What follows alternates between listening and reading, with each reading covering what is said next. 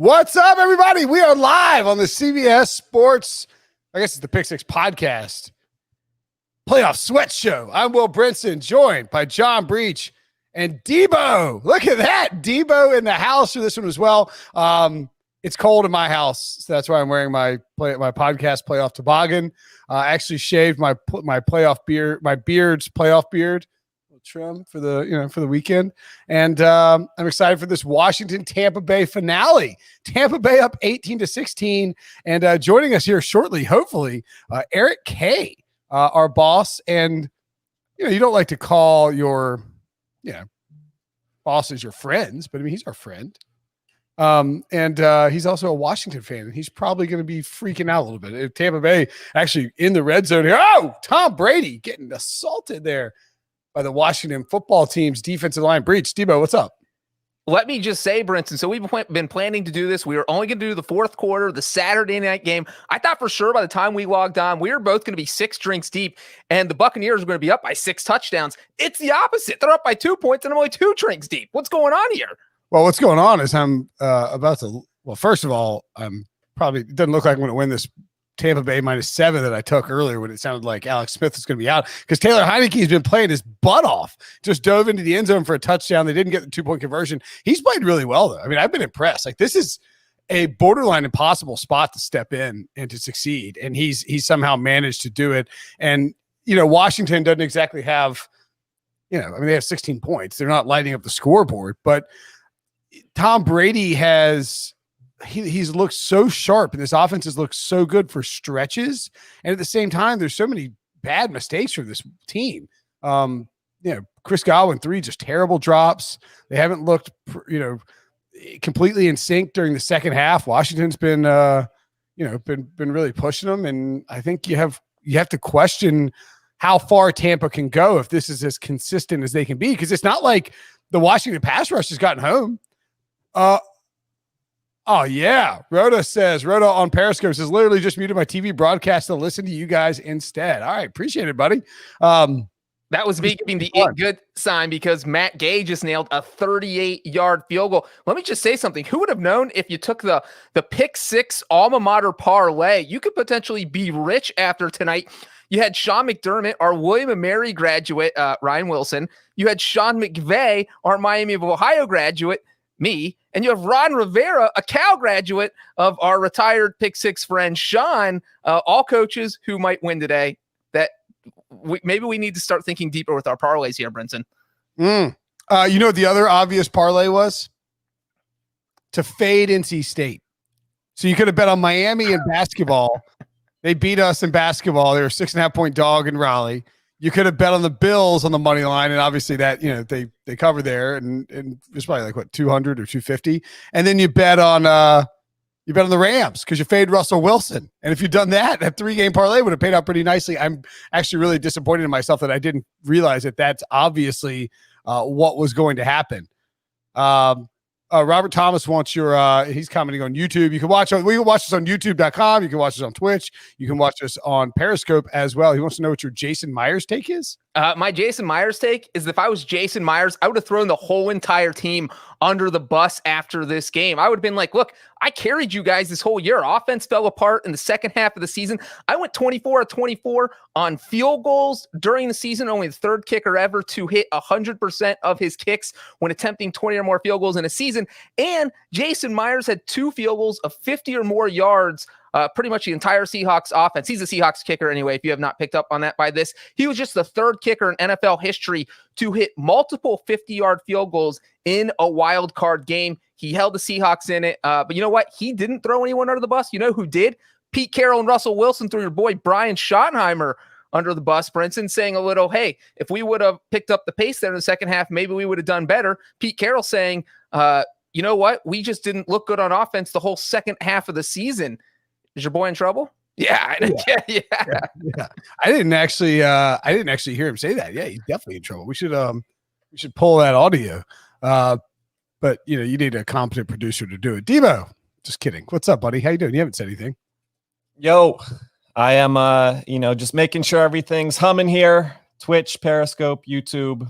Are you back in Fort Lauderdale? Or you at home? You're in Fort Florida. Lauderdale. This isn't the Pennsylvania basement look. This is the that's the single. That is, yeah. You have all the the wall decorations of a single person who just moved into a place in a pandemic. The blank walls of the Boca abode. All right, so what do we think about this game? And we need to get. I want to text DK and tell him to get on here. Do we think that? How are we feeling about Tampa Bay here? Down 5.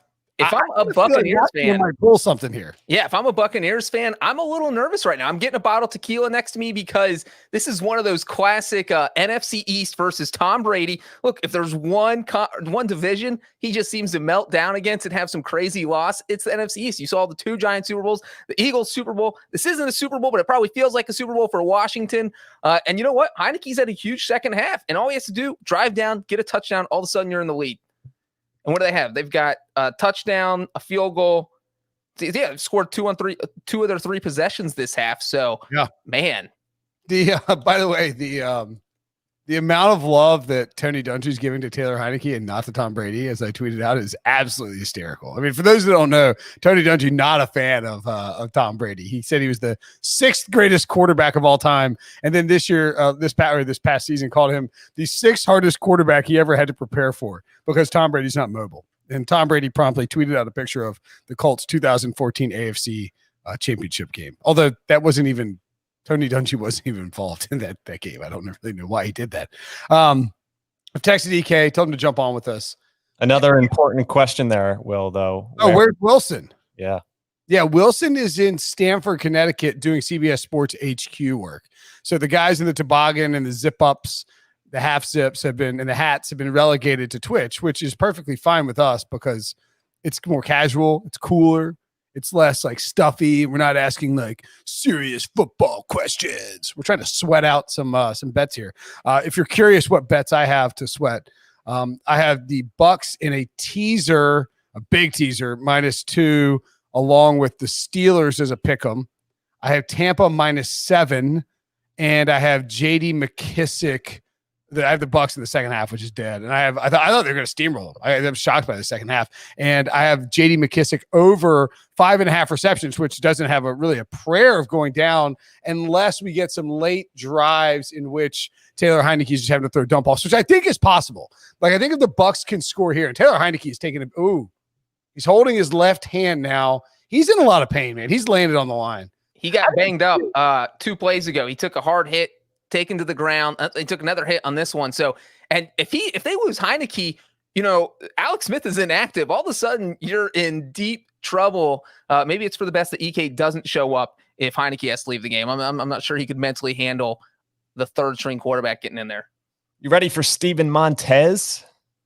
What can you tell me about Steven Montez? Yeah. I was like, what? Montez Sweat is their pass rusher. What are you talking about, Diva?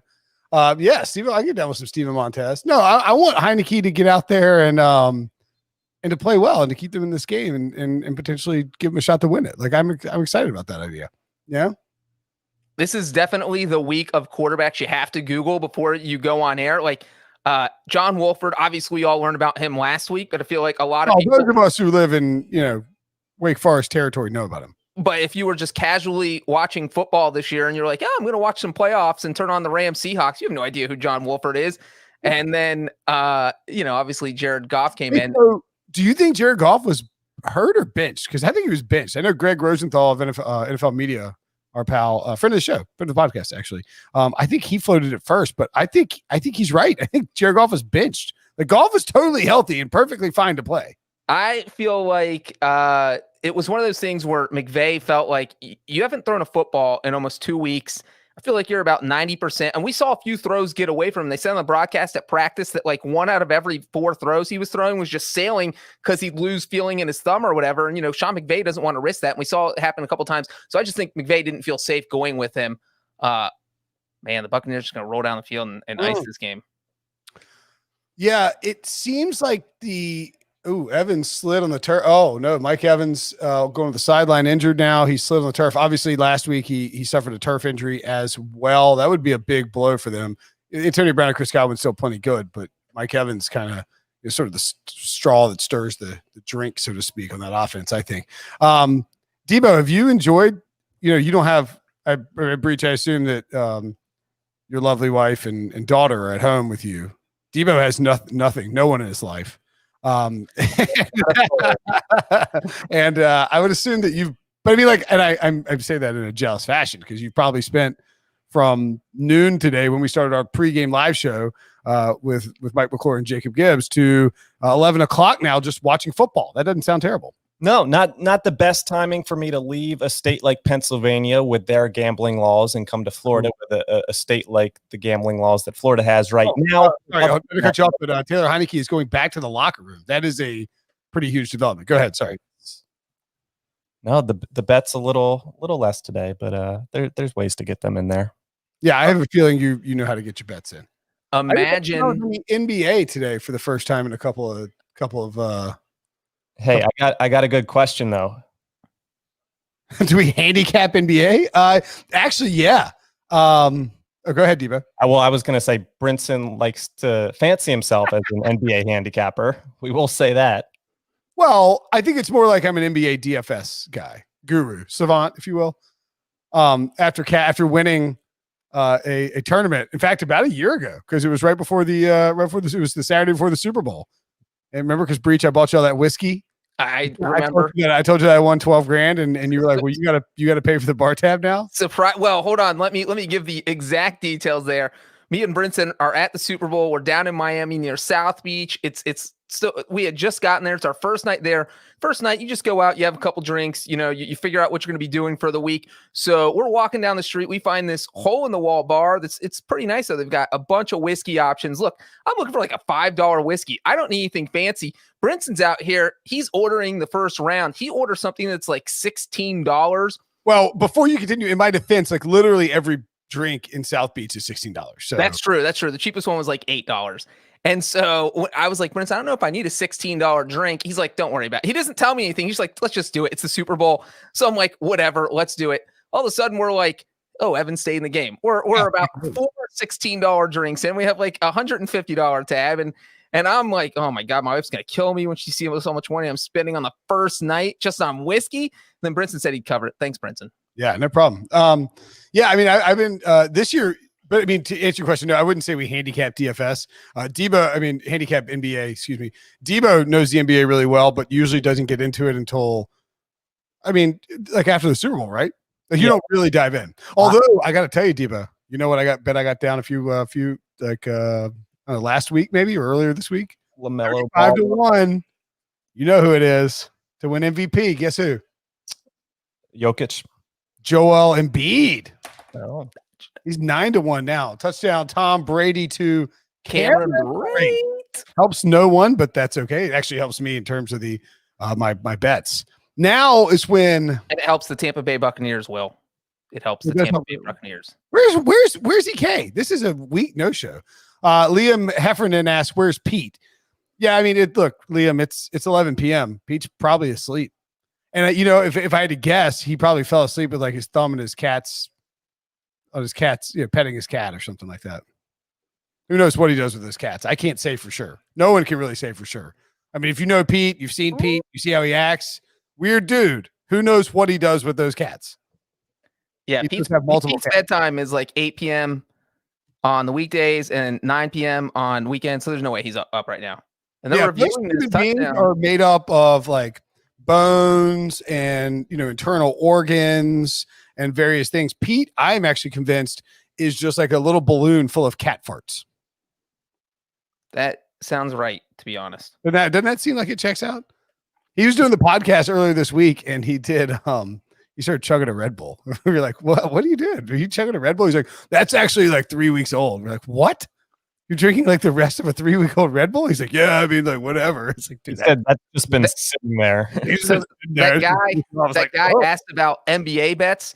The last time I placed an NBA bet was last December 2019. I was in Las Vegas for my sister's birthday, and I was going in to cash a ticket. The Ravens Jets had played on Thursday Night Football, and this guy's like, hot tip, man, like Jazz or somebody, it's going to go under.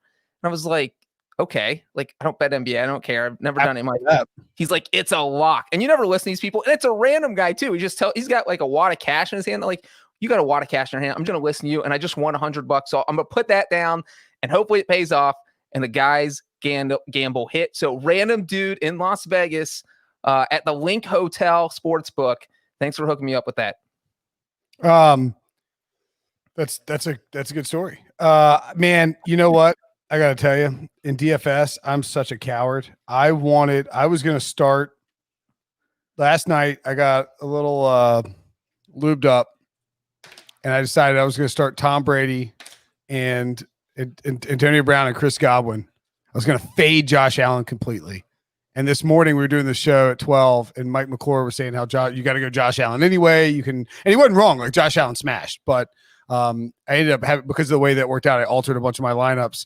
And as a result, I don't have this Tom Brady stack. And I think I probably would have won a bunch of money if I'd gone Tom Brady stack. But what are you going to do? EK says he is coming. He just sent me a Charlie Day gif. Who knows if he's coming? We'll see. I think the sweat factor may be out of it though now with Tampa Bay up 2 scores and Taylor Heinicke probably not playing. What do we want to do takeaways from earlier in the day, or do we want to keep talking about this game? I mean, I can't believe you're over here trying to tell me Steven Montez can't lead a comeback from 2 scores down. Stanky Bass on Twitter wants to know why this dude inside with a toque. First of all, why this dude calling my toboggan a toque? What the hell's a toque? Like a toque? Have you ever heard of that? What is it? I didn't know what he was talking about, though. I didn't know what I think. I immediately knew what he was discussing. It's not a touchdown. It's not a touchdown. Whoa! Overturned it, so they're not down 2 scores. Whoa! Plot twist. Oh, now it's a touchdown. Drama's over. Oh, you're ahead of me somehow. Are you on your cable? Are you on DirecTV or cable, or what are you on? I don't want to tell you. You know what? I have a live feed from the stadium. It's called closed circuit television. I know a guy who knows a guy. A toque. Yeah, I don't know how I got ahead of you. Maybe you paused it? Huh. A toque is a type of hat with a narrow brim or no brim at all. Toques were popular from the 13th century to the 16th century in Europe, especially France. The mode was revived in the 1930s. I don't use the toque. Shout out to anyone who's using terms from the medieval times. Where is what was that dude's name? Where's he? Wait. Oh no! EK's here. He shows up just as his team is about to get demolished. I know. What's up, guys? How you doing, buddy? I was better about 30 seconds ago. Yeah. I'm living this world where I keep getting the alerts before the TV tells me what's really going on. That's where you put your phone away, EK, and then you just zone in on the TV. Are you like every single NFL Pick Six podcast writer where you've also like cut the cord? You're like, hey, I'm not really going back. I don't really feel it. I'm not feeling it. You know, I switched rooms. We had some family over watching the game, and we were on the Roku, and now I'm on cable, and I'm still getting beat by my phone. Wow. I can't win. Let me ask you this, EK, but if someone would have said you're going to be within... Davidson says he has that Azer cable deal. Azer it's insane. He's on like Spectrum. Welcome to the podcast. He is 3 seconds ahead of me on my HD antenna, which is supposed to be the fastest thing you can possibly have. Did you guys think we'd have a game? We may not have a game anymore. I think we have a game. Coming? I know, Brinson, you thought this was coming. Yeah, I think I actually took Washington in my picks, but then so this morning when the Alex Smith stuff was buzzing, I looked on my site and the Bucs were -7.5. And so I bought it to 7. I was like, all right, if it creeps up to like 10, I'll take Washington on the back and have a nice window. And then I forgot to do it. And now I'm pretty upset. Brinson, how many beers deep are you right now? I haven't had any beers in a week. Oh dear. All right. Well then, but it's what? Me either. You're drinking wine? Is that like in memory of Bleep? No, I decided I'm going to do no. So we thought about doing dry January. So you're doing a dry, but only if it includes hops January.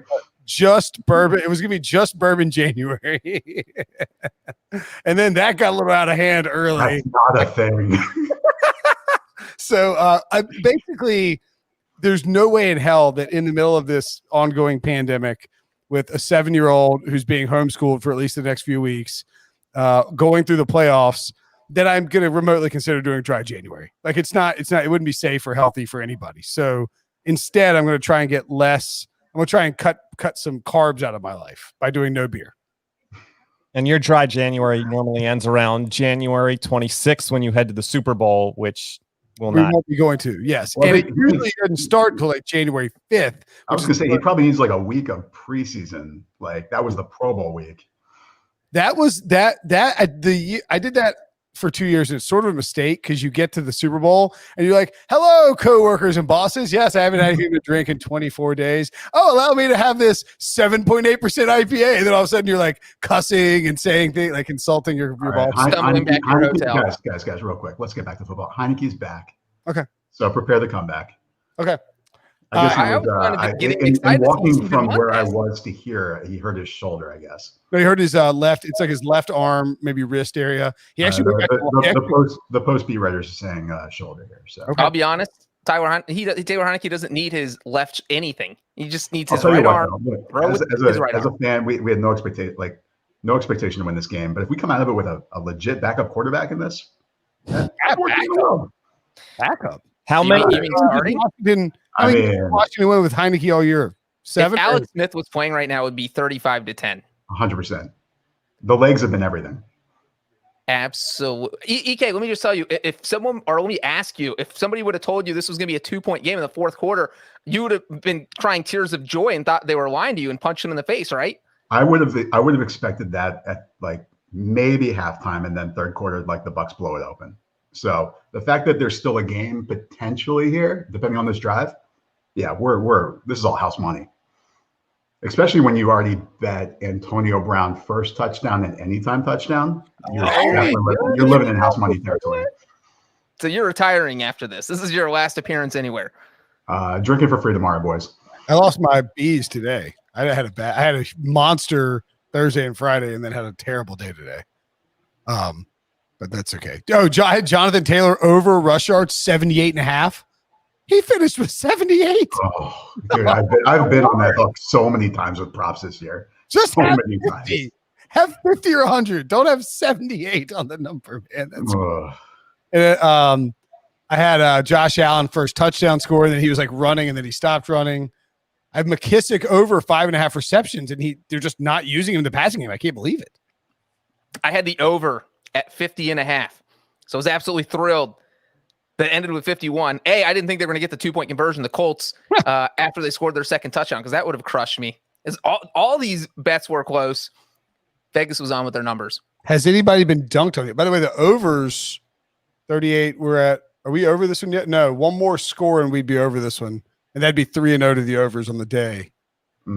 Nobody here has anybody been dunked on yet? No, but I mean, we can do a ceremonial. Give the people what they want. Okay. Oh, what a big jam! And it came right on a huge completion. Oh, what timing! Do it again. Do it every play. Every play. Oh my All right, goodness! Oh, hail Heinicke! Wait, have you ordered your Heinicke jersey yet? I think it's going to be a custom jersey. I memean, you've got to have sure it. that's available. They need to get a camera on Dungy, man. He's shirtless in there, just like talking about Heinicke, like in shotgunning beers, loving fashion. Oh, 12's the worst to be down though, because they can't settle for a field goal. They got to get a touchdown. Breech, are you currently the fastest TV of this group? Yeah, I mean, barely had now. Well, I think I'm the only person left on the planet who still has cable, and so it's directly connected. Yeah, we don't have to explain cable to It's got like the NFL. Some people don't know cable. We might have some younger people who don't know what cable is. Connected to the wall and into the television. It's not wireless. That was a preemptive dunk for Taylor Heinicke. Although I got to tell you, EK, I am. Why is Gibson catching the passes? Put McKissick's getting goal line carries and Gibson's in the passing game. It's bizarre world. I don't know why they haven't used Gibson more as a receiver, because guess what? He basically was a receiver in college. He literally was a receiver at Memphis. That's like what he was. There's my boy Scott Turner. You like Scott? I think Scott's good. I like Scott. I mean, Scott, the quarterback Scott's worked with over the past 2 seasons and made look relatively decent. I mean, this guy does not probably get enough respect.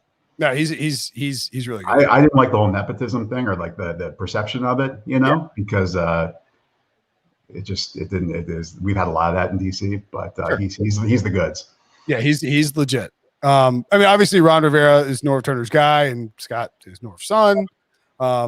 Coach of the year, Ron Rivera. Coach of the year, Ron Rivera. I'm holding that ticket. Brinson, you holding that ticket? He's holding it because if Rivera wins, he wins $40 from me and Wilson. Yeah, that's right. Hey, there we go. If Ron Rivera's in the coach of the year conversation, that's like putting Alex Smith in the MVP. It's McDermott though, right? Like it's got to be like McDermott. Yeah, right? there you go, EK. That's I mean, I hope it's Rivera. It should be Rivera, but we should get a comeback. Cancer in the middle of a division-winning season. What more do you want from this? I mean, what do you want? Well, yeah, right, but he won 7 games. That's what I'm saying. If Ron Rivera is in the coach of the year conversation, terrible Patriots and the Dolphins. Congrats, golf clap. Do you think any team's ever won comeback coach and defensive rookie of the year in one season? It's got to be. You know what? Actually, there's a chance that Ron Rivera has already done that. Heinicke is a magician. Look at this guy. ODU. I'm ordering my own Heinicke jersey right now if they score here. We should all have Heinicke jerseys on. We should all be drinking Heinekens. The non-alcoholic ones for Brinson's Dry January. My understanding is they're now selling those, and Brinson's into that. But seriously, like they said, this guy can make every read. Like no arm strength for what it's worth, but he can play quarterback. Yeah. He's like Ben DiNucci, but in a better situation, basically. He's like, a super poor man's Alex Smith or something. Can we please get a dump off to friggin' McKissick? What are you at right now? I don't have my game tracker. He's at 2. What are we at? It's not happening. That's like with me and High. Wait, Brinson, what do you need with McKissick? I need 6 catches. It's not happening. I mean, it's been there. You need overtime. Trailing by double digits most of the game and came back. Like this should have happened, but whatever. Pretty big moment here. McKissick got I know. I got to watch.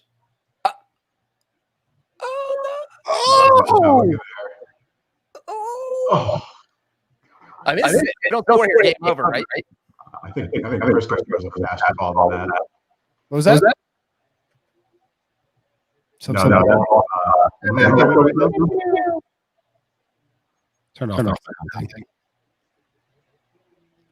Oh.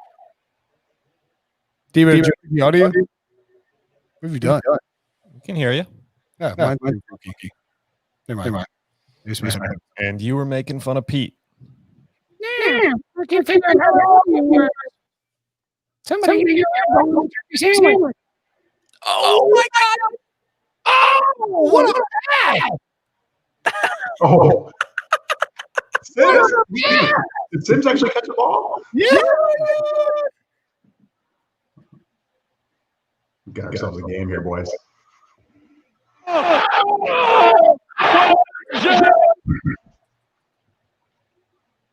Man, he's smoked. It's not terrible. That's a good move.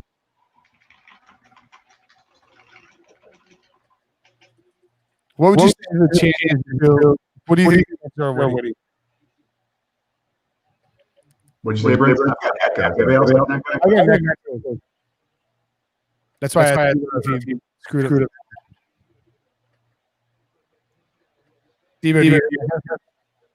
No, you guys sound great, but we're getting messages of the ecto, so we're working on it. What happened? We got too excited. It's the story of watching. We broke the internet. Taylor Heinicke broke the internet.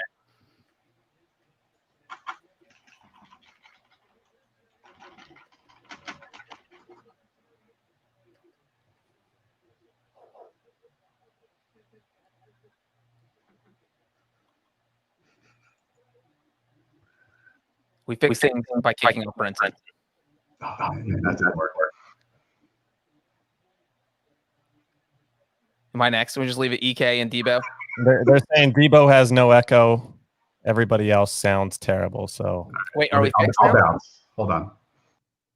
Breech, you stay here. Nah, it's just me and you. It's just me and you. I'm about 2 minutes behind, so you're just giving the play-by-play to me. I won't spoil anything except to say that was about the most amazing touchdown catch that Taylor Heinicke could have ever thrown. This was this. All right, so am I echoing now? He's gonna go celebrate. Am I echoing again? No. All right, we're good now. Had to have been EK. Guys, this is what happens when we don't have any dry run and we just throw ourselves into a live stream in the fourth quarter of a crazy game. What are they officially reviewing for? The ref should come out and said, I just wanted to watch this 5 more times. That's the only reason we officially reviewed this. That's a touchdown. How many crazy reviews were there in that the Indy Buffalo game, man? Just in the last drive alone. Oh, hey. Trying to on company property and a company shirt. You love to see it. Company Cup, CBS Sports. I should probably not have a. You know, I've always been I've been a stemless guy for like 5 years. I'm sort of back into the stem glasses now. Look a little more hoity-toity with the stem. Our commenters are getting kind of funny. So no stems in this house. What did Applebee say? What were y'all talking about me while I was gone? I could hear it because I was still in here. I didn't like leave. I just turned off my camera to try and reset it. And you could tell there was a moment there where Breech was like, should I leave? And Debo was like, oh my God, if I'm here by myself, I'm going to panic. This is everything Debo's worked for. EK literally broke the whole entire audio system so he could take a shot after the touchdown and not like embarrass himself. All right, here comes the shot. Hang on. Okay. Well, you can drink on the stream. You have an Everclear? Do you have Everclear? No, you don't have Everclear. I would just like you guys to know that the extra point is good. You promise? Since I'm ahead, I thought you should know that. Thank you, Breech. It's been a little dicey for Hopkins today. Okay, now I can live with we get a Tampa field goal. Yeah, check. I teased the Bucs in the under here. I think I'm probably blown at this point. Yeah, the over popped. The only bet I have in this game is Tampa money line parlayed with a Titans money line. So I'm not even losing all of my bets on the podcast. I'm glad we did the reset thing. EK, are you willing to get any tattoos if Washington wins? We should have asked you earlier, but Ryan Wilson sacrificed himself. I mean, I thought, look, I came prepared. I thought about that, and I was thinking, man, if this team with Taylor Heinicke does this, Taylor Heinicke, like tattoo, me and Wilson get together. Maybe next Super Bowl when we actually can all be together. Maybe. Hey, I think you should do better than that too. You should go full face off like Nick Cage, John Travolta, and put Heinicke's face on your face. That's what I want to see. It's a straight face swap. That's a little beyond what I was going for, but you got to go next level. You got to beat Wilson. He's a lot younger than me, so that could actually help long term. But I do think there could be. What is he? He's number 4. No. You should look, he's got all these tattoos on him. You should get exact replica tattoos of what Taylor Heinicke has, and then like end up interviewing or talking to him at the Super Bowl and be like, check out my tats. And then you show him and he's like, oh my God, this guy is a serial killer. And Montez Sweat just honestly, that would be hilarious, by the way, if you just like lifted up your sleeve and it was the exact same sleeve as his. That happened to me at the Wyndham Championship, sort of. I was there's no way this story is what you're about to say it is. There's no tattoo involved. Exactly. What are you talking about? Go ahead. The interview thing, like to interview players, and Paul Casey was over there, and I was wearing like. By the way, I hate Paul Casey. I've lost more money on Paul Casey than everybody offer. And we also handicapped golf in case anybody was asking, but and Casey's over there, and like I walk up to talk to him, and we're wearing the exact same Nike golf shirt, and it was like he looked at me like, what the F are you doing? Like, why are you wearing this is my Thursday shirt. Why are you wearing this out here? And I was like, oh, nice shirt. He's like, yeah, nice shirt. Get out of here. Like he was very, very unimpressed by the fact I was going to say, you can play that game with Harry Higgs. You ain't playing it with Paul Casey. Right. Harry Higgs would love it. Hey, take a shot of Tito's. You get Heinicke tattooed on your back. Northern King 4464 points out in the Twitch chat. And put a can of Heineken under it, so it's like they just misspelled Heineken. So that's your excuse. Hey, let's Debo. If this team were to end up in Tampa, like in the Super Bowl, I'll get a Heineke tattoo. If a win today, I don't know. Official. That's all. The Bucs need official. If they don't have to win the Super Bowl. They just need to show up. Just show up. Show up at the Super Bowl. Oh, I know. So the crazy thing though is if they win here, they could play the Rams next week, which is a winnable game. And then who knows who you're playing the game. What's the total in that game? Like 12. Who starts in that game for the Rams? No one. Hecker? No. Oh man, Mike Evans has been big in this fourth quarter. Brutal. I think that You know what? That might be best case scenario because you don't want Tampa to have a long drive and run out the clock. They go deep down that fast. You hold them to a field goal. You're down one score. You can still tie, send it to overtime. there's no bigger galaxy brain on this planet than John Breech. There's really, I'm big picture. he's just Breech is out there playing like 7-dimensional chess. I know. Yeah. There's like 3 or 4 Breech dimensions we don't even know. Didn't Mike Evans tear his ACL last week? Like, what is he doing out here? Healthy on the field. And how is the FedEx Field not destroyed any enemy's knees yet at this point? Usually it just ruins Robert Griffin. Isn't it? No, that wasn't the last. Alex Smith, Colt McCoy. Oh, Lenny on the outside. Oh, he went down. Leonard Fournette was smart enough to get down and slide after picking up the first down. Are you kidding me? Are we really playing like clock game right now? Like, it's a little early for that. Like, that was really smart. I didn't mean to imply that Leonard Fournette's not smart. He just doesn't, do smart things as a football player. Washington is already using their timeouts. Seems a little early. Leonard Fournette's diving down inside. Mike Evans doesn't wear a toque. Hey, Stanky Bass, can you tell us in the Twitch chat where you're from? I'm not reading the chat. I tried to open up the chat the other day. He's probably from Belgium. No, don't. I bet he's from Canada. I think that's where they call him in Canada. Where'd Debo go? Oh, finally, we have a real conversation. I know. So, EK, I've been meaning to talk to you about Debo's eye review. I'm a little. I hope you guys had a good run with him on Pick 6 because it's he's got a college basketball pod in his future. Is that a demotion or a promotion? No, he's going down. that would be hilarious. So Northern King, I did get the chat open. Northern King is from Stanky Bass is Texas. Huh. But Northern King says yes, we do in Canada. We wear toques. We wear toques. Toques.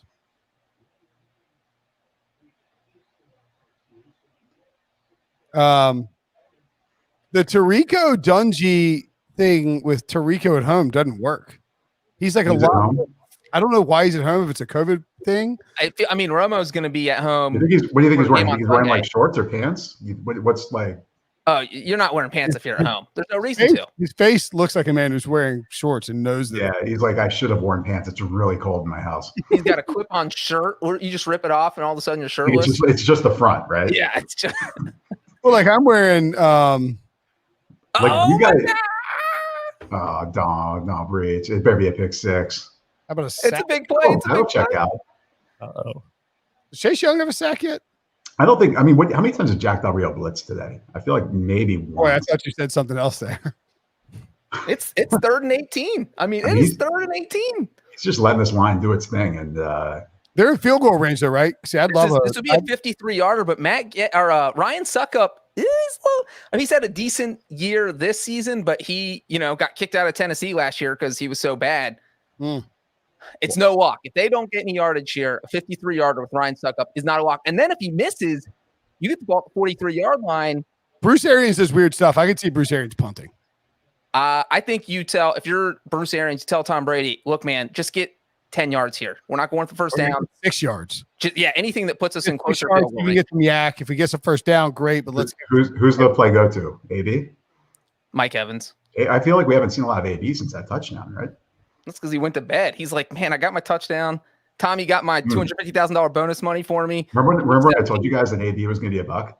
Oh, Chase got limped up. Yeah, we should have bet on that. We didn't listen to you.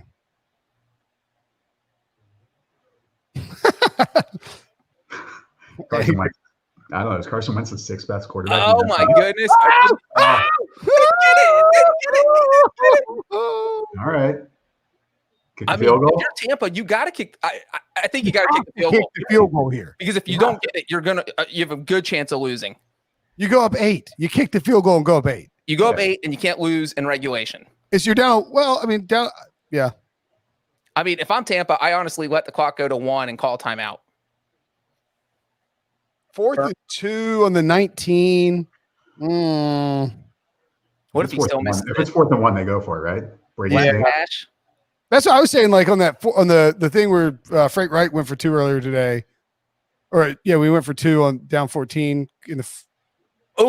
Snuck it in. Oh, damn it, Breech.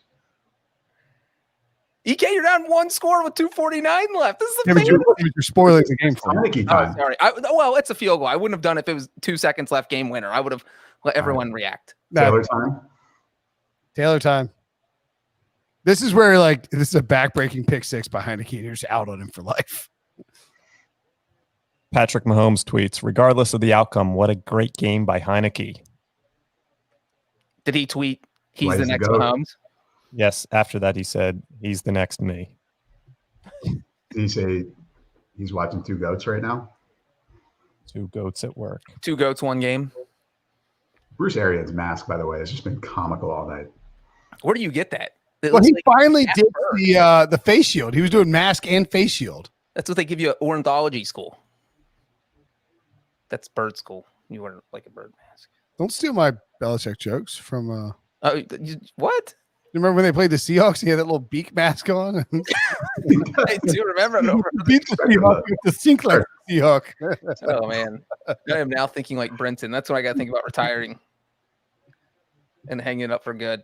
All right, so here's the situation. I'm assuming if you're watching this, you're watching the game as well. But Tampa Bay up 31-23. What you drinking on, EK? 31-23. Oh, I'm down. See, we had these. There's a great brewery down here called Civil Society.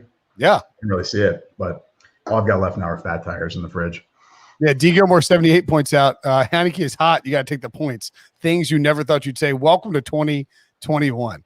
Did y'all see that? By the way, did y'all see that picture of George Blanda and Tom Brady at 43? There's no way that Blanda picture was when he was 40. You know what's funny? Blanda played till he was like 60. Well, when EK said that he was so much older than Taylor Heinicke, I was like, is this a Blanda Brady situation? I mean, Blanda looked like he was like smoking 3 packs a day and 65. If that was really Blanda at 43, I mean, how much like Canadian whiskey was going through that system while he's playing? Come on, Heinicke. Oh, we got a flag down. And a completion. But you know what? That flag's not on the offensive line. An underrated component of the NBC broadcast is that the peacock lights up yellow when there's a flag. I love that. It's like alerting you on both sides. It's on the defense. Wow. Spicy. Decline. Let's keep moving. Remember when that dunked on music just started this whole run? So Blanda was 43 in 1970. Oh, geez. George Blanda looked like I found a picture of him. Brinson, that means he was born in 1927.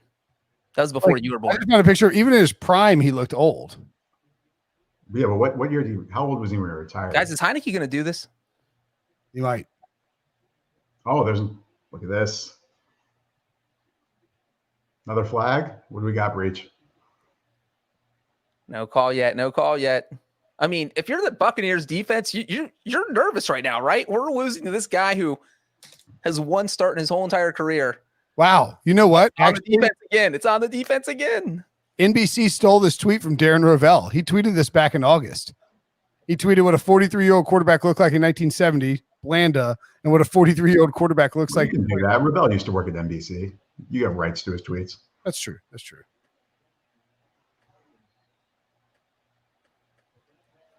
So Heinicke has now got them across the 50-yard line. This is amazing. I thought they'd be happy if they got to their own 40. No flag there. Nothing? I mean, he's not going to complete every pass for 25 yards. So, EK, let me just ask you this. If the final score is 31-23, is this one of those where you're like, you know what? I got to watch 4 quarters of competitive football. I didn't expect that, so I'm happy. Or are you at the point now where you want the win and you're getting greedy? I mean, at this point, I expected them to bench Tom Brady for the second half, as recent history dictates when you play Washington. But, yeah, I mean, we're playing a little with house money right now. Also, like, even the last 2 Washington playoff games with the RG3 ACL tear and then the Cousins, wasn't it frozen? McKissick. Oh, man, he bobbled that. That's tough. They give it to him? It's like they're giving it to him. They're conferring. You know, fun fact, I was at the last Washington-Tampa playoff game. Whoa, really? Mm-hmm, in Tampa. Against Kentucky. It's close. He bobbled it at first, but then it looked like he made That's not catch. That's not catch. What are we doing here? Looked like the defender knocked it out. So What on earth? Why would that even remotely be a complete pass? Brinson, you're the one who bet the over on McKissick. You should be agreeing with me. You need all the McKissick receptions you can get. It's not happening. He's got 2 catches. The call on the field was catch. It's be tough. The Buccaneers have to challenge it because there's still over 2 minutes left, right? This is worse than the 5 minutes they spent deciding if T.Y. Hilton the ball. Like, yeah, but you have to challenge it. Past T.Y. Hilton was a catch. Is Bruce Arians going to challenge it? Yeah, 1. No. No, not a catch.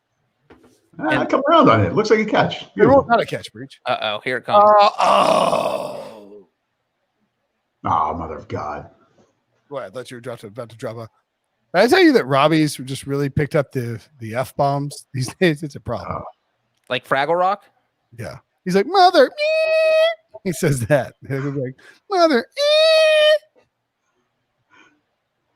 Just all poop and. Yeah. Who gets the blame for that one? I think YouTube. Breech, is there any ill will from the Joe Burrow game? Is there any what? Ill will with Washington from the Joe Burrow game? Oh, you mean like, I mean, to be honest, it's not like there was with the Steelers and Carson Palmer in 2005 where you're just bitter and you hate them for the rest of your life. It seemed like a legit accident, except for the fact that I'm pretty sure the Bengals would have won that game. And so to see your team in the playoffs and, the Bengals go 4-11-1, that's the only ill will. They probably would have won that game. But you know what? We didn't trash talk each other. And at least you didn't text me like, haha, your quarterback got injured. No. The NFL is better with the Joe Burrows in the world, except we would not have had our Ryan Finley moment. That is true. So really, Washington's been at the core of pretty much everything important to pick 6 this year. Which is kind of amazing. Washington has been at the core of kind of everything this year, EK, not just football. Well, this is a 4th and 21 moment here. Should I react to the play or not? What do you guys want? Don't say No. that. Yeah, don't say that. And I think he drops back on. Oh my God, he moves around so. That's a deep shot. I thought he had it. Did that pop up? I thought it was like his not Tyler Lockett moment, but who was the guy in the Super Bowl? Which one? The Super Bowl 49. Russ threw it down. It like popped up in the air as he's laying on the ground. It just lands in his lap. The other Lockett, right? It wasn't Lockett. Who was it? How am I forgetting this? Somebody tell me in chat. I'm an idiot. Stinky Bass agrees. I like Fraggle Rock. Yeah, who doesn't? Everyone loves Fraggle Rock. Was that a debate earlier? Did I miss a Fraggle Rock combo? No, Reach asked if the F word was Fraggle Rock. Fraggle. Debo, do you know what Fraggle Rock is? No chance. You're not down with Fraggle Rock. Man, I try to middle this game. Ricardo Lockett, thank you. Well, that's a bummer. No, it wasn't Ricardo Lockett. Are you talking about the end of the Seahawks-Patriots Super Bowl? No, Seahawks. Seahawks Patriots. Where we all forgot about it because Russell Wilson threw the interception. Yeah, Curse. A couple of people saying curse. Yeah, Jermaine Curse. Excuse me. Yeah, Jermaine Curse. Thank you. Good job, guys. Isn't Jermaine Curse the wideout? Stanky Bass. Yes, I am an idiot. But you spelled your wrong, so that makes you an idiot too, pal. Oh, oh boy, name calling. What a big jam! Man, hey, boys, what are we betting tomorrow is the real question. All right, so I know there's some Ravens love on this show. I think the Ravens got a lot of Ravens -3 love, right? I love the Ravens. I like the Ravens -3. I like the over a lot. I think either way, the only way the over is really in danger is if Lamar is down like 17 points and has to throw every time. But even then, I think Tennessee's defense is so bad that you can see Marquise Brown and Andrews get deep. I think the over. I think we're getting. I like that. Lamar over a 1.5 passing touchdowns feels nice. I'm all over the Titans. Like every time Baltimore and Tennessee play. Is that just because if you don't pick the Titans, then you're not allowed at Hattie B's? Well, I also am not allowed at my best friend's house. I won't mention his name. Clay Travis, But also, Slay Kravis. Jason Whitlock. all the guys. Oh, by the way, we're all a giant clique. oh, let's pour one out for Jason Whitlock's time at Outkick. That didn't last. Is that done yet? Oh yeah, they announced today he's out. It's actually it's it's a good run. Oh man, It almost matched Was that like a 3-week time in run? that bar when he walked in and turned around and walked right out. wow. Did they say why? Clay wrote in a post that his work at Outkick elevated his online resume so much that people were just clamoring to get him for other jobs, and so that's why he had to leave. This was not on the odds board for talking points tonight that we would hit on at some point. Well, Breech brought it up with his neighbors. Maybe he's talking about Tammy Moore. Well, I brought it up because I was talking about the Titans-Ravens game, and all I was going to say real shortly is I've already seen that game played twice. Nothing has changed. The Titans are going to win again tomorrow. Speaking of Nashville residents, how cool is it? And it sucks that we lost him because he's such a great dude and he's such a smart football guy. But Barton Simmons is like the GM of Vanderbilt football now. It's awesome. I love it. I love Barton. Barton, call me, man. Were you aware of that? Yeah, job open? Okay. Wait, Barton's no longer here. What's a GM of a football team, college football team do? You do know, he left, right? You didn't just find that out. This is breaking. What? Yeah, you We've did. got a cover 3 opening for everybody in the chat. No, he's like the director of. He's the GM. That's what the title. I mean, that's sort of what it is. That's what the coach called it. I think that's really cool. And the best part is that you know that, like, Pete Prisco is just eaten up with jealousy. Oh man, because he's never been offered like a college like. Yeah, when Marty Herney got fired, Pete was like, "Marty's the patron saint of media members turned GMs." What do you call Marty Herney a patron saint? Like, I love Marty Herney as much as the next guy, but patron saint. Let's settle down. Man, wouldn't you just love to see Marty and like Pete in like a battle royale, like Hunger Games style? Yeah, Pete's like I never lose in a fight. I will cut you. I will break a piece of glass and stab you in the neck. Pete slices your Achilles right out of the gate. Yeah. And yeah, Gilmore, I agree. Barton's the man. I love listening to Barton. Obviously, I have a soft spot in my heart for fellow Raleighite Chip Patterson, and who I played golf with a couple months ago, I guess. But yeah, Barton's a great dude. I'm pumped for him. Yeah, man. I think we're gonna have like a send off for Barton maybe this week. So okay. Make sure is it in Nashville? What's that, Breech? I said, is the send off in Nashville? Like, is it happening at my? Was Ronald Jones active? He got hurt in warmups, but he was active, right? I think so. Yeah. Bam! RJ with the under receiving. No, I know. I wanted that. I forgot to hit that because I was drinking earlier, and easy money. Oh, so speaking of drinking, do you want to hear the list of things that I bet on last night when I was really hammered that I don't remember betting on? It's pretty weird. So, one of them was I bet the Ronald Jones under receiving yards 9.5 twice. That worked out very well. I lost the McKissick bet. No, that was before I started drinking aggressively. This is the weirdest one of all. I did a Saints Alabama money line parlay. Why? Why did I do that? Oh, man, it's gonna be real. Why didn't I add a third team? It's like it pays almost like half. What does that pay? I mean, like the Saints are like minus 550. 500 and the Bama's minus 320. I don't know why.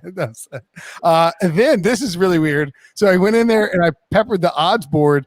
Michael Thomas will have 9 or more receptions against the Bears, 2-1. Michael Thomas will have 10 or more receptions against the Bears, 4-1. And Michael Thomas will have 11 or more receptions against the Bears, 6.5-1. I'm pretty sure I was trying to bet on Alvin Kamara, but who knows? I bet somebody named Sebastian Corda to win in tennis. He did, so that's exciting. Random tennis bets are the best. Yeah, and so those are the bets that I put down for the games tomorrow. But I currently have Ravens -3 and the Ravens over, and I have Pittsburgh to finish off a teaser, as I mentioned with yeah, I agree. The King Joffrey says Breech looks like an 8-year-old with a gray beard. That's not an insult, is it? I have an 8-year-old. Is that a compliment? I'm not. Yeah. I don't know that we shouldn't rethink our username. What, Breechapalooza? No, the King Joffrey. Oh, yeah. I mean, like, you know who I love is Joffrey. Like Joffrey's like considered by far and away like one of the 5 or 6 worst character, like most evil and heinous characters in the history of television. Right? I mean, what you want to like go like the King Tommen? Like we're I mean, I don't know. Like, I don't know, maybe this guy's a White Walker. I don't know. Like, it's a pretty big villain. Everybody likes different characters. You can't be weirded out by that. You know, like some people, their favorite Backstreet Boy wasn't Nick Carter, who was a Buccaneers fan. Some people in the chat got to be the heel. Like, who's the bad guy at pick 6? Wilson. No, he seems harmless on the outside, but you know he's conspiring. It's like Pinky and the Brain. Wilson's the brain, and Brinson's Pinky. Yo, that's coming back, Breech. It's already back. I don't. Is it back? Yeah, we watched. It's great. It's actually hilarious. The new ones. Okay. So 12 steps says locked and loaded. Hollywood Brown over 4 catches tomorrow. Last drink of the night done. Love it. 12 steps is here in the morning. I got some parlays that I put in. Marquise Brown, 120 or more receiving yards and a touchdown. I put I can't tell what it pays, but it's that's not gonna pay that. That'll probably pay like I put 40 on it to win 500. Okay. I don't think I'm checking out some of those exotics right now. Let's see. And then Marquise. So wait, Brinson, you had Marquise Brown. Read it one more time. Marquise Brown to have 120 receiving yards and score a touchdown. It's paying. I've got Brown to have 120 and a Baltimore win it plus 1050. You should bet that. I feel like I'm gonna bet that. Yeah. I mean, that's a lot of yards though for this guy. I mean, it's one thing for him to have that big bomb that gets you excited, for 60 yards here and there, but dude, Tennessee can't cover anybody. I'm probably the bad guy. All right, so you were 120 and a touchdown. That's 1250. Yeah, take that. Damn. If he gets to $120, he's catching a touchdown because one of them's going to be a long touchdown. But you don't get to 120 without at least one touchdown. Absolutely, he's got to get a touchdown.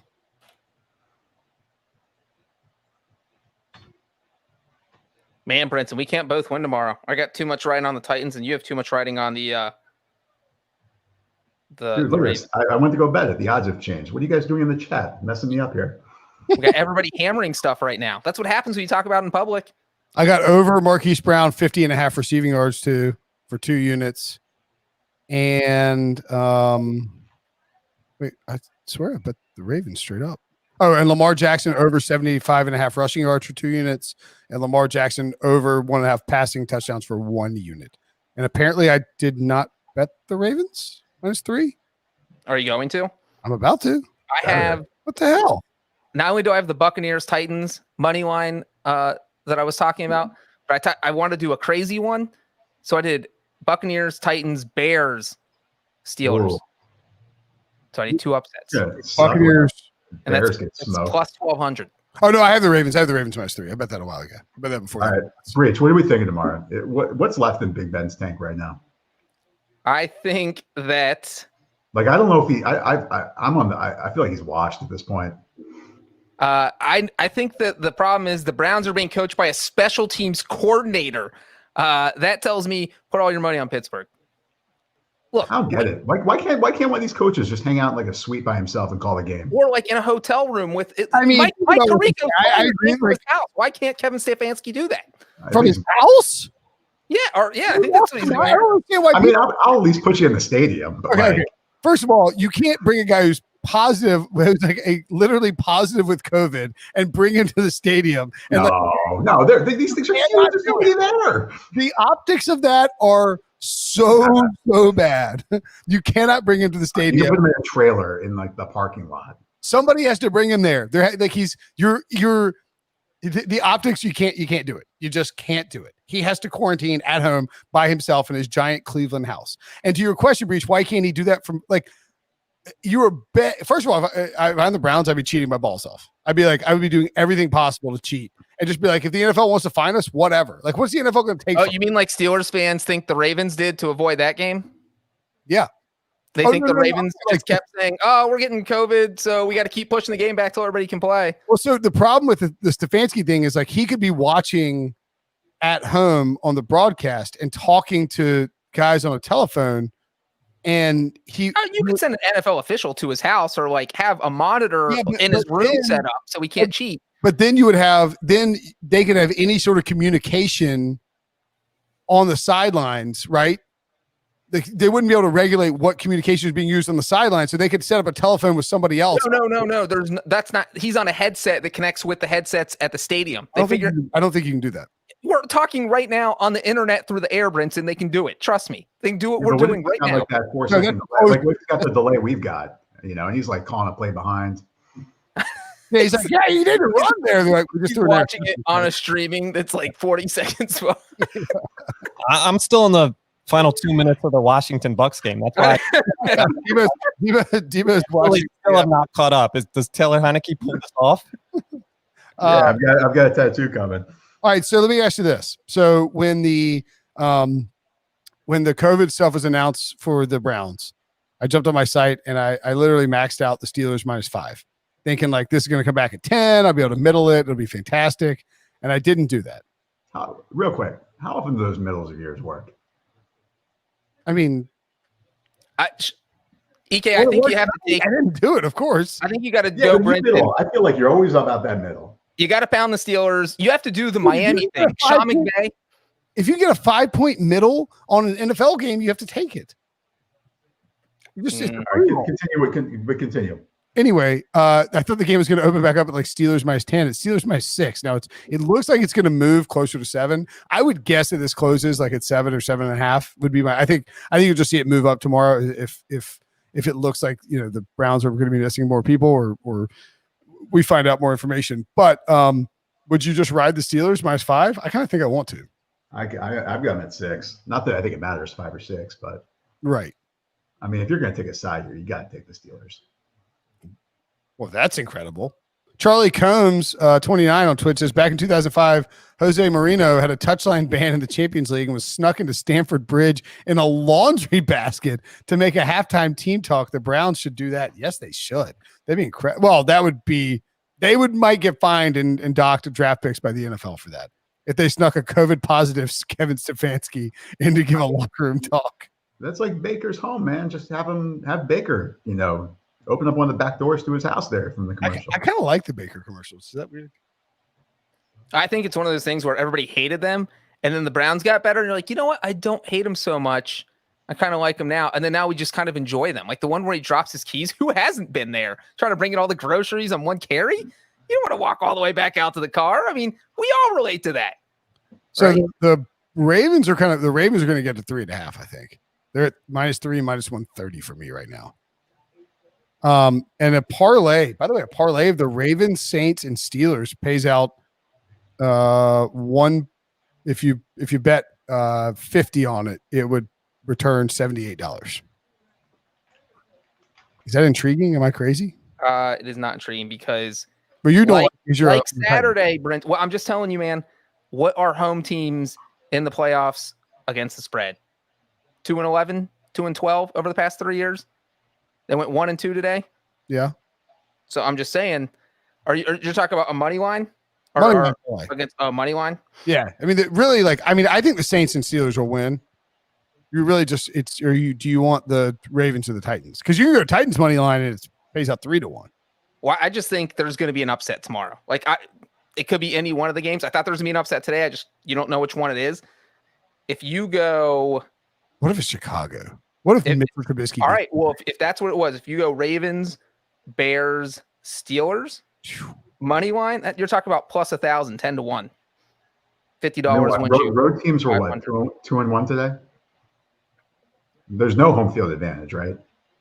Anywhere. Yeah, road teams 2-1 against the spread today. Well, 2-1 outright,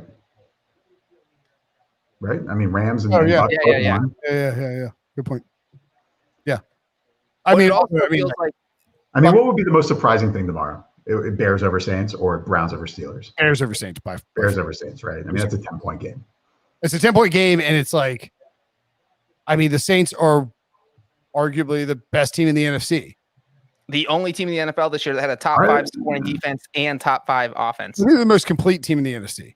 I think. Look, I'm Sean Payton Coach of the Year here, even though I've got my Ron Rivera ticket. I think I had a running back at quarterback, and no Michael Thomas for like chunks of the year. And he had a guy named right-handed Tim Tebow.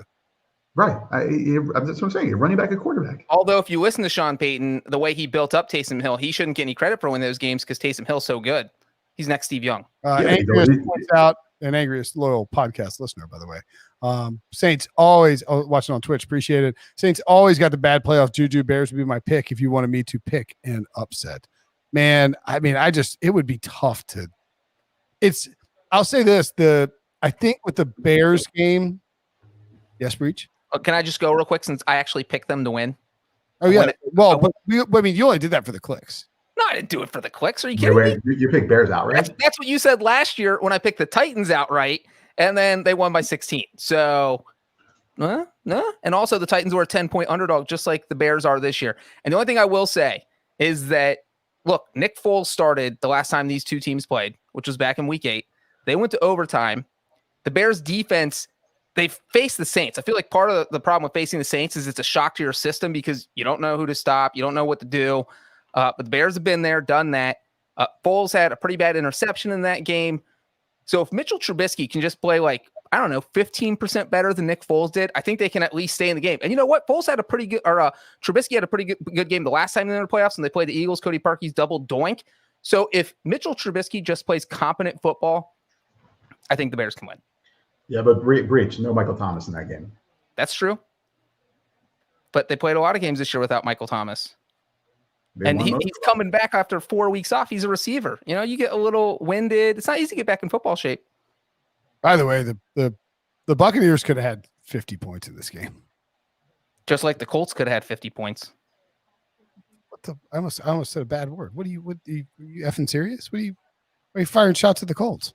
I'm not firing shots. If I wanted to get a drive-by shooting. Hey, Brinson, what was your thought real quick when Phil went out to throw that Hail Mary?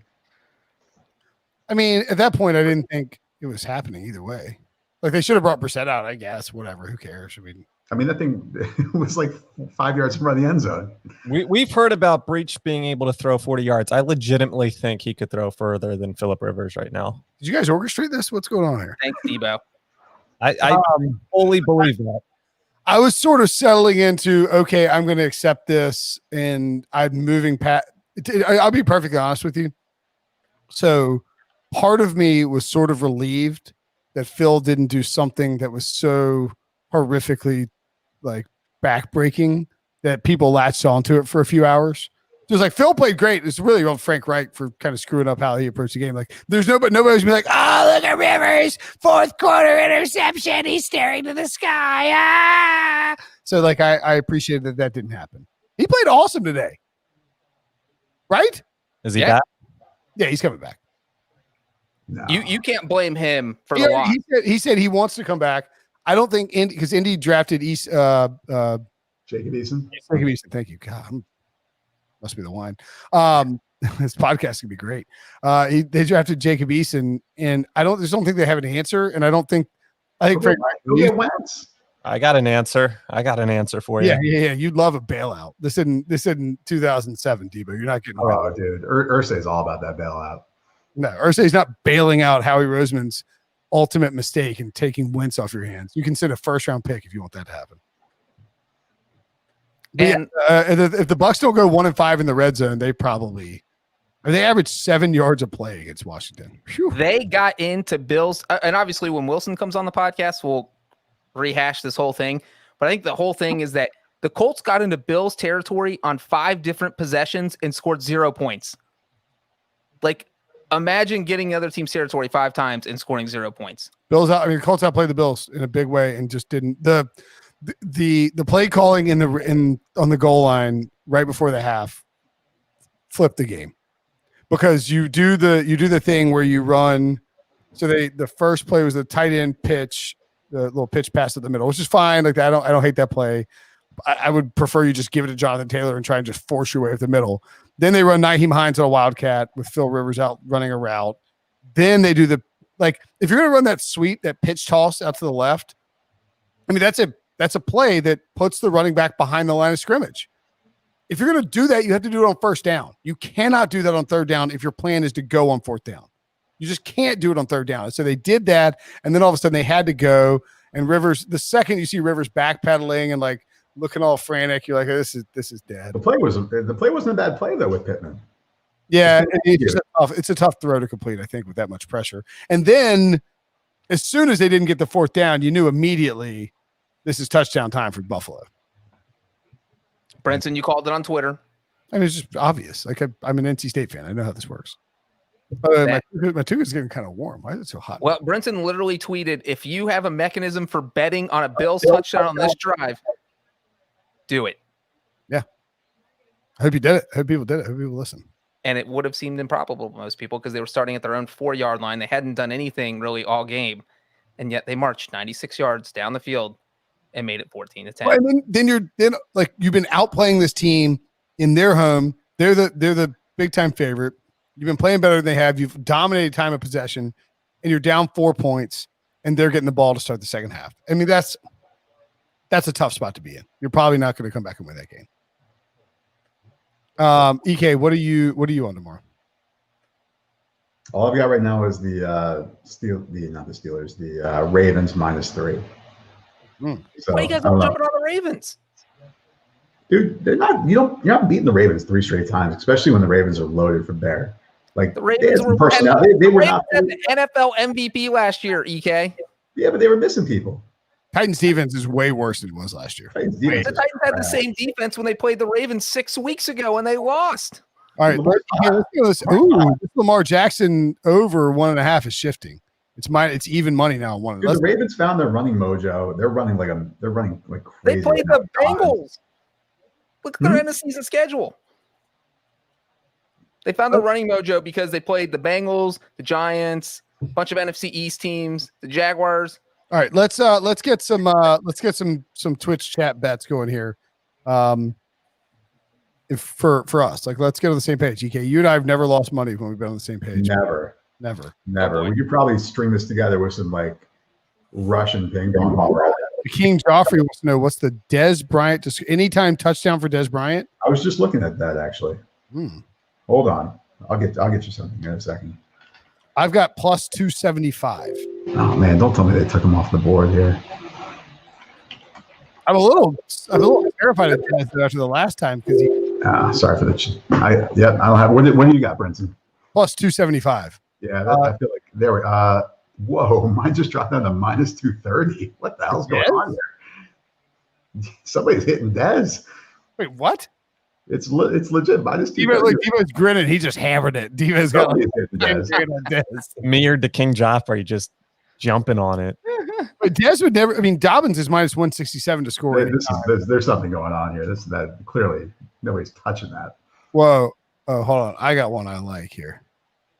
Marquise Brown, 3 touchdowns, 49-1. It feels like a winner. What's 2? Here you go. All right. So here, Dez. 2 is 6-1. What'd you have for Dez? I got Dez 275. Yeah, I got 275. All right. God, Dobbins 3 touchdowns is only 17-1. That's not that. Where's Ingram at these days? Is he just completely out of the rotation? Yeah, he's just not playing one. And healthy scratch a couple weeks. God, Derrick Henry minus 222 anytime touchdown. Ridiculous. I mean, if you're drinking the Kool-Aid that Lamar throws 2 touchdowns, who's he throwing them to? Andrews and Dez and Brown. All right, there's plus money on Brown and Andrews. Yeah, I got Brown at plus 125.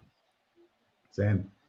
I just think Brown could get. I think so. If you look at Marquise Brown, the last couple of weeks, he has since he had, in fact, since the last time when they played Tennessee and they lost 24-30, and he had 0 catches and he made a big stink out of it. Since then, in those 6 games, he's got 41 targets. That's 7 targets a game for 4.3 catches per game, 56.3 yards, and 1 touchdown per game. He's got 6 touchdowns his last 6 games. Hollywood's coming on like gangbusters. Yeah. Another interesting one that people might like, Ryan Tannehill rushing yards, over under set at 16.5. He has gone way over that in his last 3 games. Mm. His lowest in his last 3 games was 21. He's also got 38 and 55. The last time he played the Ravens, he got 35. So Damn, I've got Rand Tannehill. He had 16 against the Ravens. Oh, no, To answer Charlie over here, Boykin, you can get a Boykin touchdown at plus 300. I don't know if that's enough for me. Boykin is better if you want a random. What about first touchdown? Let's look at that. Is this the noon game? yeah, God, what noon, a great noon Central Time, 1 p.m. Eastern time. Yeah, obviously. So, you're on Central? What are you on? Yeah, what do you Sorry, 1 He p.m. said noon. It is noon Central. I thought he was talking my time zone to like relate to me. I had no idea it was. We start our preview show at noon. That was crazy today, man. It was me, Mike McClure, and Jacob Gibbs, and I was like worried we wouldn't be able to fill the hour. And so we got to 12:30. We're like, oh my god, we haven't even talked about 2 of the games. Did we? I think we did. We missed the McKissick. Carson was terrible. That hurt. Were those from Gibbs? Because Gibbs has like crazy numbers. He had some great stats. He has great. Yeah, well, like Beasley. Don't follow Jacob Gibbs on Twitter. You're missing out. Beasley, yeah. Beasley's over receptions and receiving yards both hit. But That's bold, man. Considering he was all nicked up. Yeah, I mean, they said they were like, we're just worried he's not healthy. Yeah, he wasn't. I mean, he was like limping out on the field at one point. You want to get crazy? Tannehill and Lamar Jackson both to go over 300 is 20-1 wait, both to go over 300 passing yards. I don't hate that. That's a lot for Lamar, though. His over-under is 205.5. Yeah, well, I mean, he hit 300 once this year? Wait, I don't even know that you would need to go to. Would you even need to go to? Well, I think you could get. So if you can go to Lamar passing yards. How about Lamar and Derrick Henry both get 100 rushing yards? That's at plus 350. It's pretty. That's not even that great a deal. Is it? So I mean, FanDuel for the Breech? Henry's. I'm on BetMGM. Corey Davis is over under receiving yards from 78. It's 59.5. AJ Brown is watch that tomorrow morning. AJ Brown didn't practice on Friday. I assume he's going to play, but it's at least concerning. You know what I mean? Like if he doesn't, for some reason, he's not out there. Corey Davis would obviously be a great play. And we'll have another pregame show tomorrow at noon. RJ White, Larry Hartstein. Oh, RJ's been on fire. I feel like RJ's been on fire. Gilmore says take over on Corey Davis. Is that what you're saying? I think that's what he's saying. AJ 69.5. Nice. Oh, look at that. Look what magically how are your Titans Breech versus tight ends? Breech is locked in. Breech is finding some good kicker stat right now. Well, I was gonna say, give me. I can't find. I was looking for a Justin Tucker number. But you're looking for some Sammy Sloman's. More Miami of Ohio. Slow the John, the kicker from Miami versus the coach from Miami, John Harbaugh. You're breaking my office. You know what though? I think that John Harbaugh is going to feel a little burnt because the last 2 times he faced the Titans, he's made some risky 4th down calls that didn't pay out. So I wouldn't be surprised if he's a little more field goal happy tomorrow. If they're like 4th and 2 from the 20, from Tennessee's 20, I could see them kicking a field goal instead of going for it.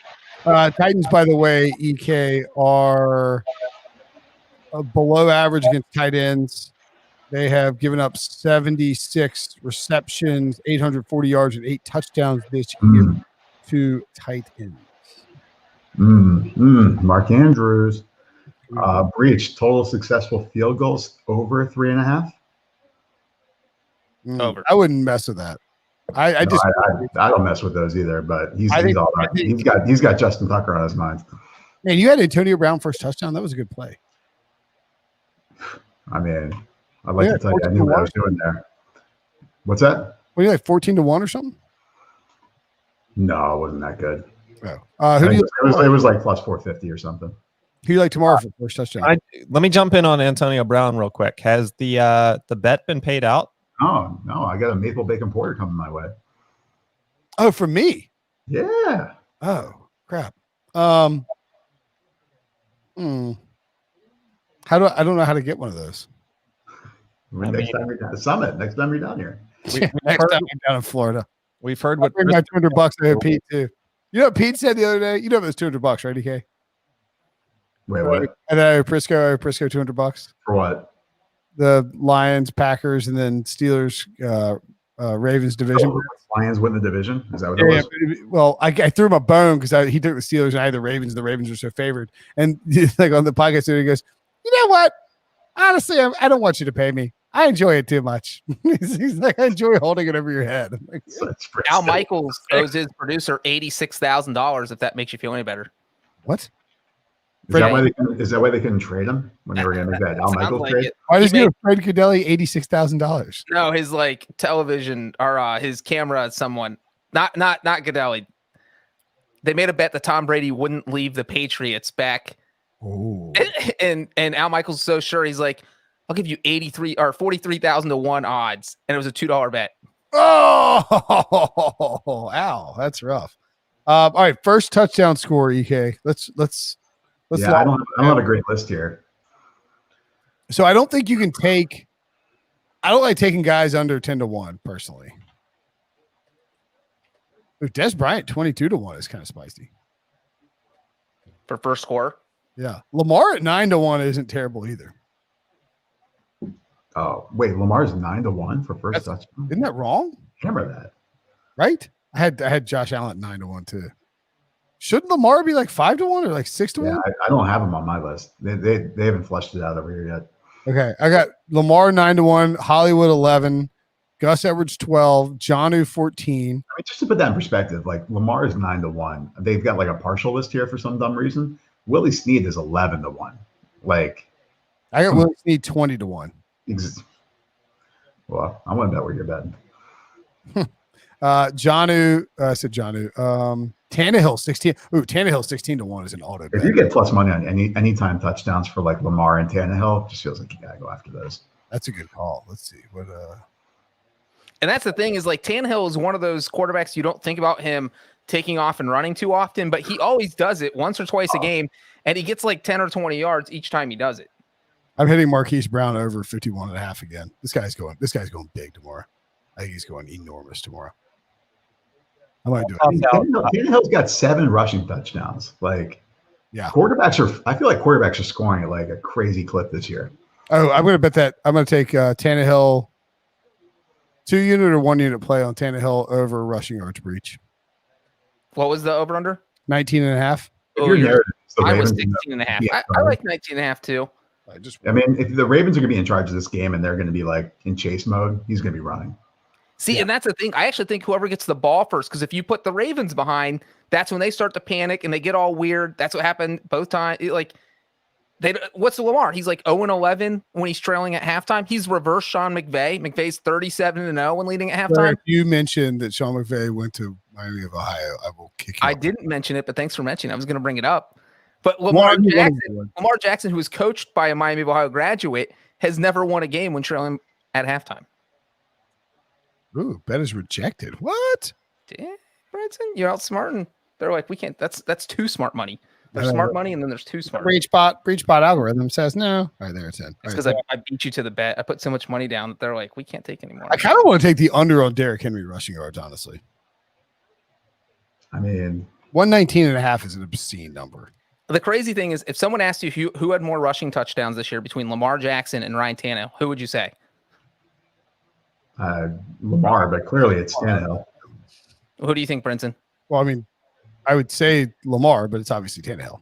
This is like if there was a guy named Hambone and Flippy, and you want to know who likes Dolphins more, you would think it's Flippy, but nope, it's Hambone.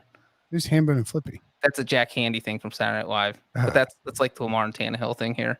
Anyway, they tied actually, so you're both wrong. It was 7-7. He always does that stat. That was classic. Is there any narrative where like Dobbins has more? If you had to choose most rushing yards, Henry, Dobbins, and Edwards, can you see a Dobbins path here at plus 480? Wait, Henry, Dobbins, and Edwards? Just those 3 listed. 5-1? Hell yeah. Yeah. Where do they have to get to? Wait, I got a trio too. Hold on. Let's see. Ingram. So Dobbins, Edwards, and Henry. Right. Yards. Dobbins at 480.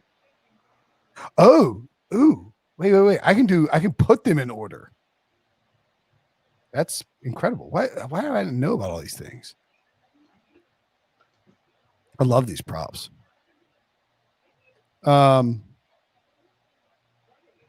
Well, sounds like my All friend. right, what's more enticing, Bears plus the points, or Cleveland plus the points? Bears. I think we're on the Bears, right? Hail Paruvka with his avatar. I will just say this real quick Oh, about Hopkins. the fact that the Browns are playing without, they have a bunch of guys in COVID list. They don't have their coaching staff. And I think I mentioned this on the podcast earlier this week. There's been 4 instances this year where you had a whole kind of unit missing from a team. The Broncos didn't have their quarterbacks. The Ravens didn't have their running backs. The Browns didn't have their wide receivers. And the Lions didn't have their coaching staff. Those teams went 0-4 and got outscored 120-40. So we're talking losing that many key people to COVID has been a total. Nobody's come close to covering. Well, this is crazy. Missing Ryan Wilson. Ladies and gentlemen. Hey guys, Whoa. I didn't know this was a black tie affair. I got to go get the tie I on. was wondering where you're going to go with that sentence. Oh my God, is EK, you stay for the whole podcast? No, I just bumped Debo. You're out. Debo's out. I didn't realize you could do this. You helped me out. So you can do.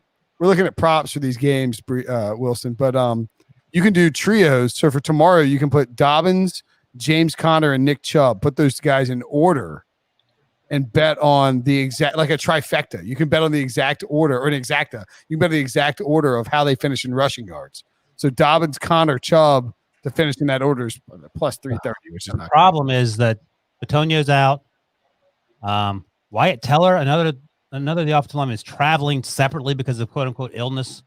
So Well, this is full like planes, trains, and automobiles right now. They've got one of their coaching staff is driving in a car. Chubb last. those aren't pillows. That's my planes, trains, and automobiles. I got it. No one else did. Awesome. All right. It's a giant kick. What do we say? We want Ryan Tannehill anytime touchdown. I'm going Dobbins, Chubb, and then Connor. That's going to be the deal. If Patonia and Teller are gone, I'll tell you, this year has got me convinced that like you'd rather lose your tackles, even if they're like all pro tackles, than your guards. You just don't want to lose your guards. Especially against Ryan's BFF, Cam Hayward. Yeah. I mean, look at the Colts. The Colts still ran all season without tackles. You know, Like, that's where Bakhtari being out for the Packers. Like, I don't know. I don't know if it'll make a big deal or not. No, it won't. Not for the Packers because I think Aaron's smart enough to like negate it. Right. I've yelling and screaming for 12 months that they have to draft a wide receiver. All they need is Devontae Adams and Aaron Jones. That's literally all they need. Nothing else. They could win with 2 people. thank you for admitting I'm right. So do I need to take Lamar 9-1 to first touchdown, right? And Tannehill 16-1. Yeah, that's a principal bet, right? I'm gonna there. wake up and those are gonna be a lot lower. By the way, Brinson, here's how the last month of my visits to Stanford have gone. Usually come in on Saturdays when the Saturday games are on. Saturday or Sunday, someone will walk in and go, Brinson makes some of the most insane like bets whenever you're on HQ. Like this one on Saturday, the leading rusher will be John Wolford. That was your bet that someone brought up to me today. I won't say who. In Brinson's defense, before he got knocked out of the game, that might have hit. Yeah, he got knocked out in the first quarter. Good call, Breech. Yeah, he had Brinson, what'd you 56 put on yards. Lamar? in the No, first I quarter. said NFC teams. Leonard Fournette had 93 rushing yards. Wait, how many Brinson, what'd you put on that Lamar bet? Lamar to first Yeah, rush. 'cause I now I probably have the same bets you have right now. They all came in through. They just came in. Oh, you He talking had about 2 yards in the first quarter. I was Derrick Henry, 5-1 first touchdown. it's just the odds. His 5-1 just sucks. Brinson, what did you pick? 5-1 is Devontae Adams? I think. What did you pick as the final score for the Ravens Titans game on Sunday? Me? Yeah. I think 34-31 Ravens. Are you serious? Yeah. I picked 34-31 Titans. Are Now you just talking my serious? scores? Well, actually, I go and steal your like headers when I I know. my picks column. I go like I search Breech picks and then steal all your headers. So I don't have to fill in the TV time for all the games. I'm not surprised. Not lying. No, I mean I'm not gonna lie to you and tell you that's so these touchdown bets usually cap out at my exposure usually caps out at to win 500, which is kind of annoying. What are you betting, like Patrick Ricard? No, I'm saying like you can if I bet him like the day of, it will. If I bet him like the night before, it'll let me bet up to win 1,000. I mean, like obviously for like Derrick Henry, you have to bet $200 to do that, which nobody's Yeah, but doing. like, yeah, I was like, are you dropping like mad units on first touchdown bets? No, No. I'm just saying that like if you bet somebody who's 22-1, you can't bet $50 on them. Or I mean, you can bet. I love the first touchdown score. All right, what are you guys leaving the pod with tonight? That's Probably whatever the most recent thing you saw was. Yeah. I think the lead of the pod is going to be Wilson telling me that he's going to get an AJ Klein tattoo and apologizing for all the bad things he said about him. Now the Bills have won a playoff game. Are we live? We are live on Twitch and Periscope and YouTube. Yeah, Guys, Ryan, I'm going to cede the floor here to you guys. But what's the rundown look like? I think we have to start with my guy Taylor Heinicke. Taylor Heinicke. Brinson just wings it. What was your draft grade on Taylor Heinicke? If we could turn back the clock 5 or so years, I had him 14th overall. Had Dwayne Haskins 15th overall. So it was you knew your stuff. That's why you're the best of the biz. We actually have the Bills and Colts up first on the rundown. That's not true. Okay, Devo. The Okay, voice of Devo God. hadn't. I'm sorry. On the now updated, literally 5 seconds ago, because his boss is on the stream rundown, we have Washington and Tampa Bay first. All right, let's put to bed though to our friend Pale Peruvka here. Are we in on the JK as potential leading rusher in that trifecta? Yeah, I am. Kind of like it. With who are the other two? With I don't JK. know. He's got Henry and Jay. He's just got like the duo here, Henry versus I love JK. it. I have a parlay out there. Yes, you can get Dobbins. Oh, so you just have to outrush Henry? Yeah, straight up. 5-1? Hell yes. Because Whoa. Really? I thought we were doing just the trifecta with Chubb and Connor. So you think Henry's going to get 5-1? Dobbins outrushes Henry? Oh, 5-1. I thought, okay. Yeah. Okay. That's fine. Yeah, I think so. The problem for this bet is that It won't come. If you look at the trends, Arthur Smith is like he doesn't go away from running the ball regardless of the game script. If they're losing, he still runs Derrick Henry. If they're winning, he runs him a ton, right? Whereas the Ravens may, if they're losing, end up throwing a bunch. So that's the only thing you have to worry about. Is if the Ravens are down, then you're probably losing that bet. But if the Ravens are up, I think they'll feed J.K. Dobbins. And man, Dobbins is awesome. People are knocking him in the second round pick. That dude is freaking great. I mean, he's like a top 10 fantasy pick almost. Yeah, he's gonna pop a couple long ones off, I think, in this game. Yeah, he's no Anthony McFarland, whatever. Okay. All right, I'm betting. What's all right? We're Baker over, and then we're out of here. I'm out of here. What do we got for Baker? Wait, and to Brinson's point, real quick, that the Titans will stick to the run at all costs. If you look at Tannehill's best games this year, he threw for over 300 yards 3 times. Derrick Henry went off in all those games, so it's not like they fell behind or gave up on Derrick Henry. Like for instance, the first time they played the Texans, that game went to overtime. They won 42-36. Tannehill threw for almost 400 yards, but Derrick Henry ran for 212. Sure. So they will, and even when they fell behind the Steelers, like 24-3, Ryan?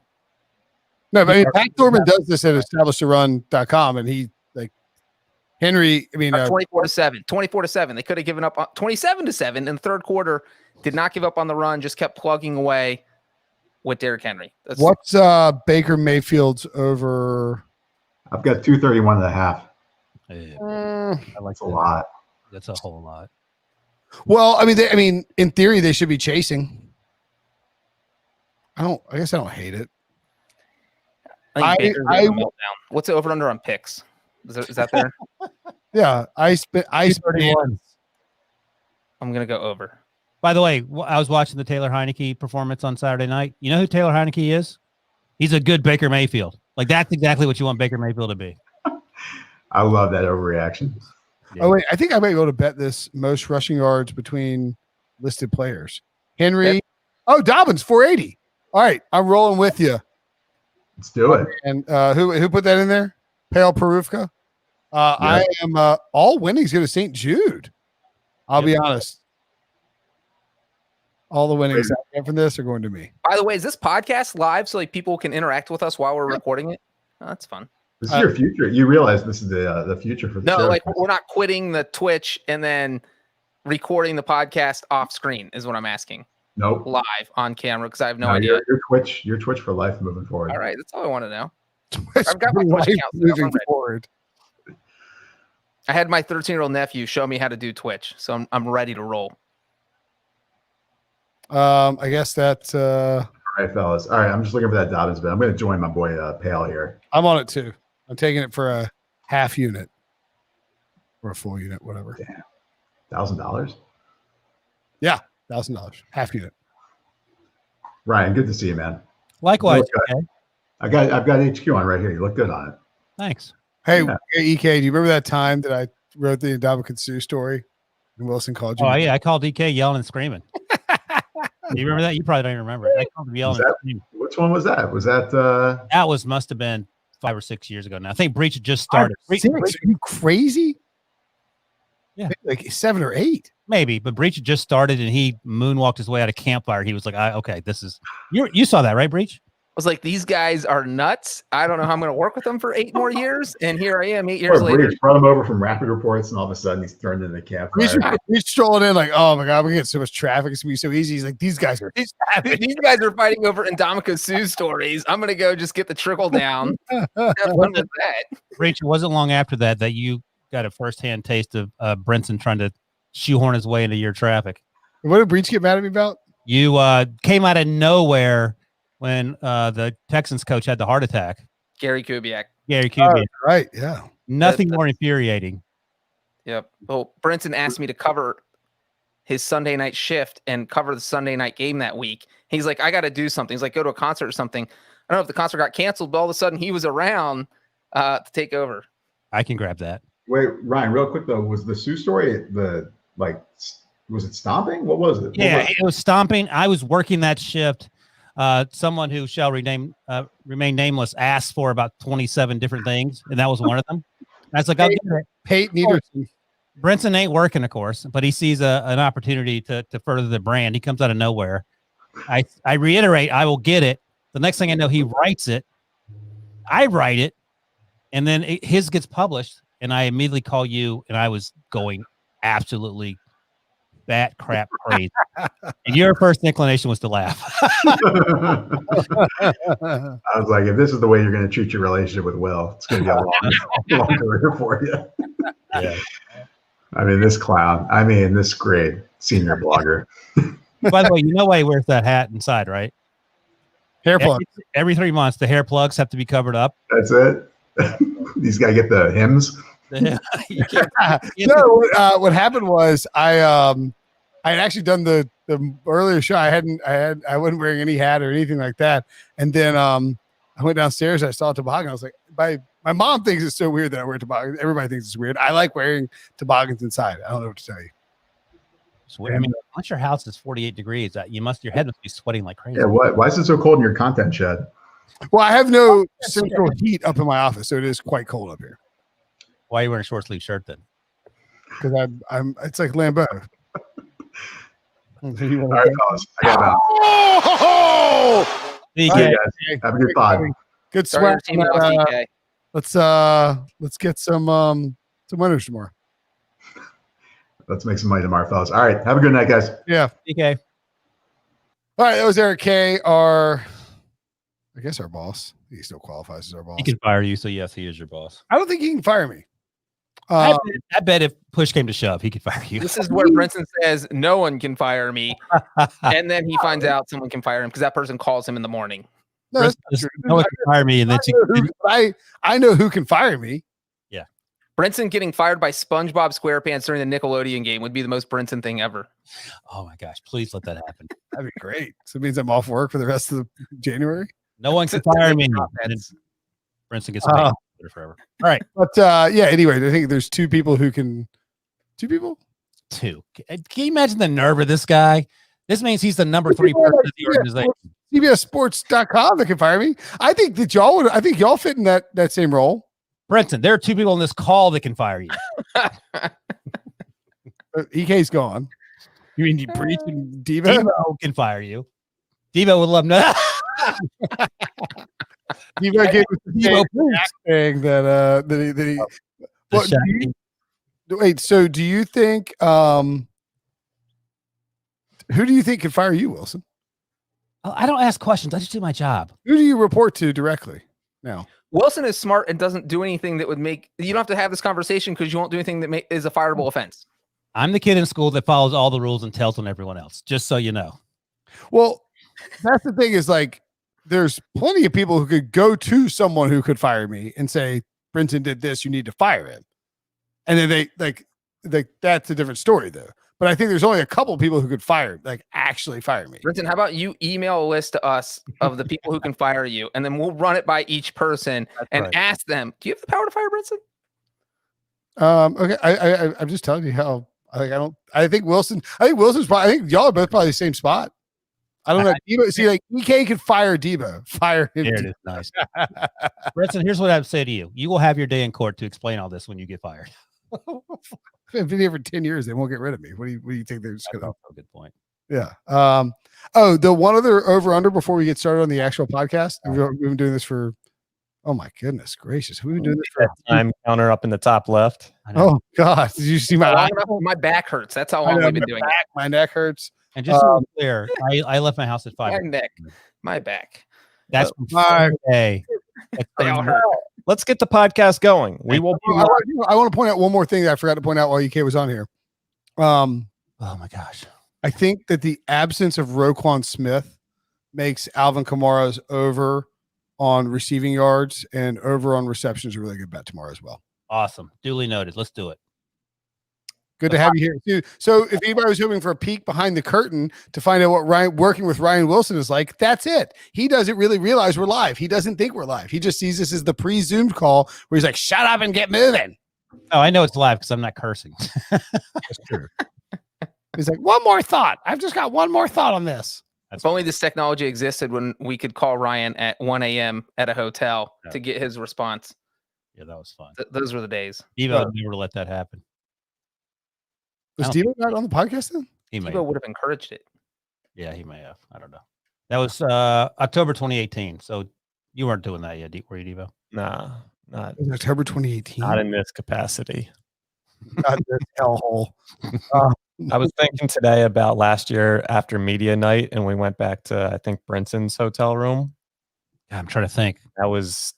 Oh, right. Yeah. Oh, God. That was, we recorded with JJ. Yeah, JJ, as I recall, was talking about baby wipes. Yes. And Debo had to go home that night, right? Yeah. I had to drive back from Miami. We finished up at like 1:45. You know how weird the idea of like hanging out in a hotel room with 5 people sounds right now? Like it was pretty weird at the time, and there were no pandemic issues. Fair enough. All right, let's do the podcast, right? Live podcast. We are a go.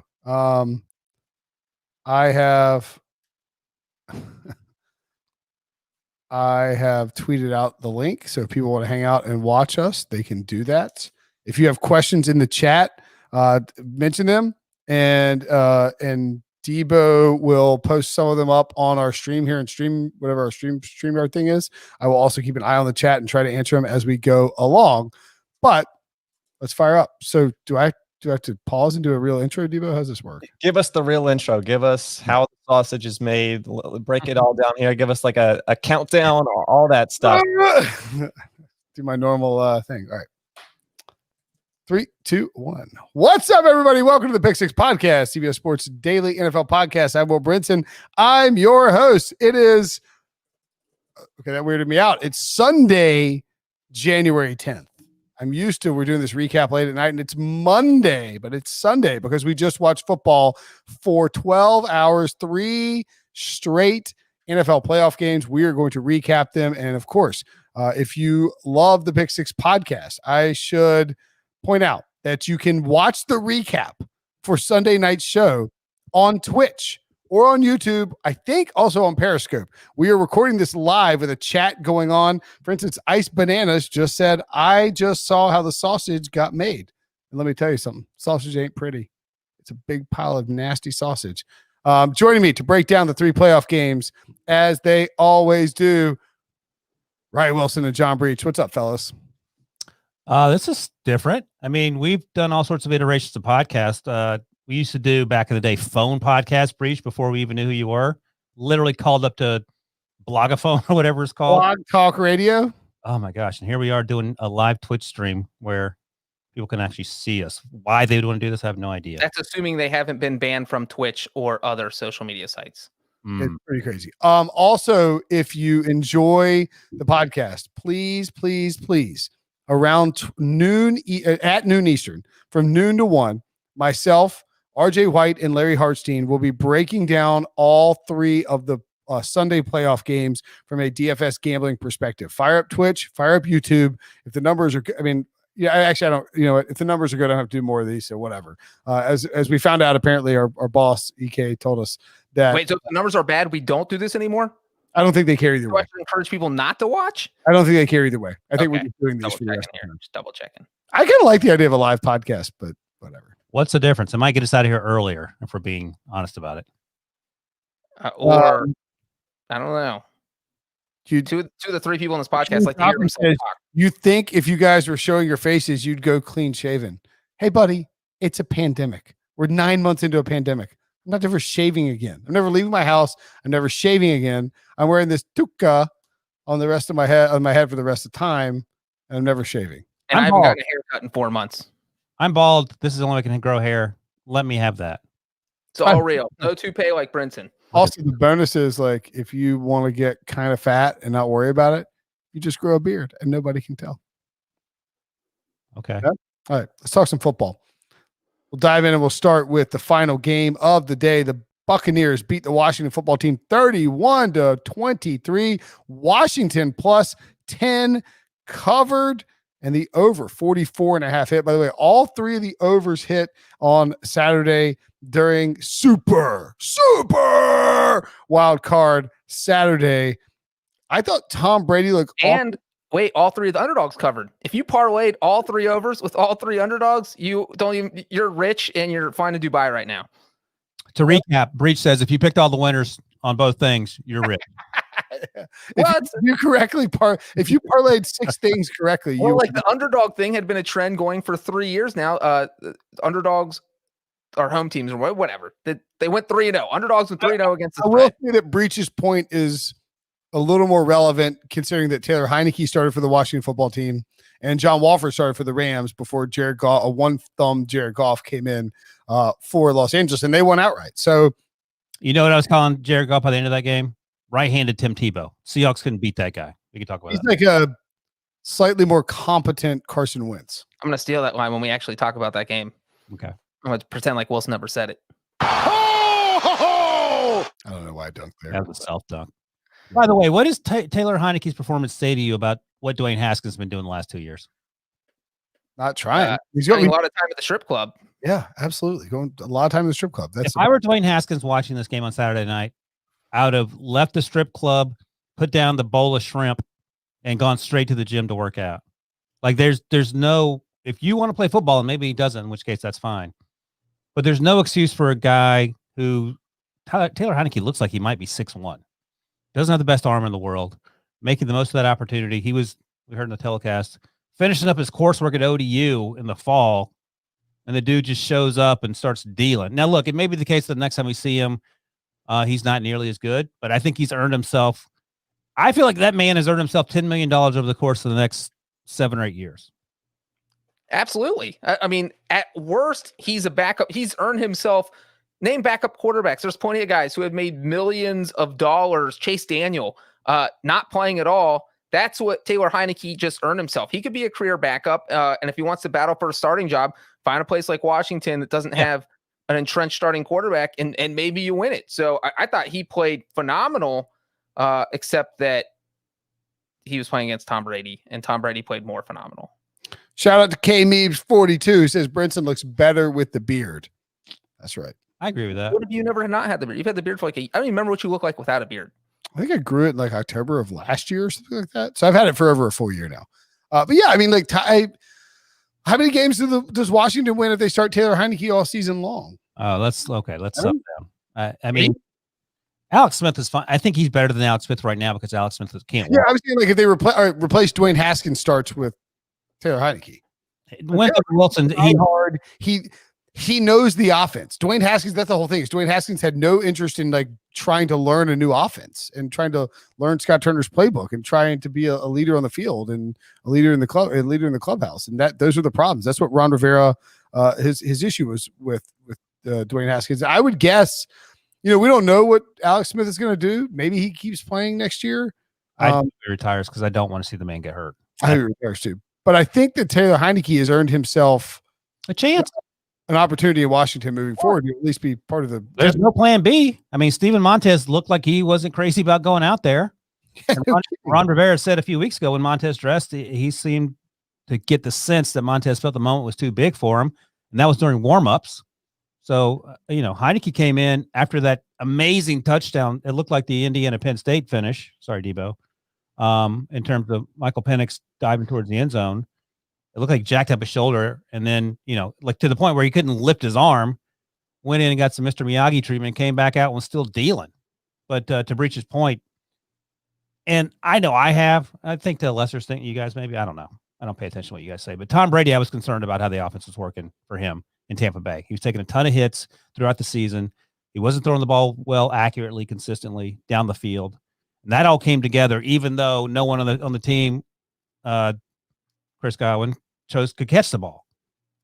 By the way, my favorite play of the game was Leonard Fournette running around the corner and sliding and staying in bounds. That might be the best play of his NFL career. I was losing my mind on the stream when that happened. I could not believe that he managed to stay in bounds and to slide.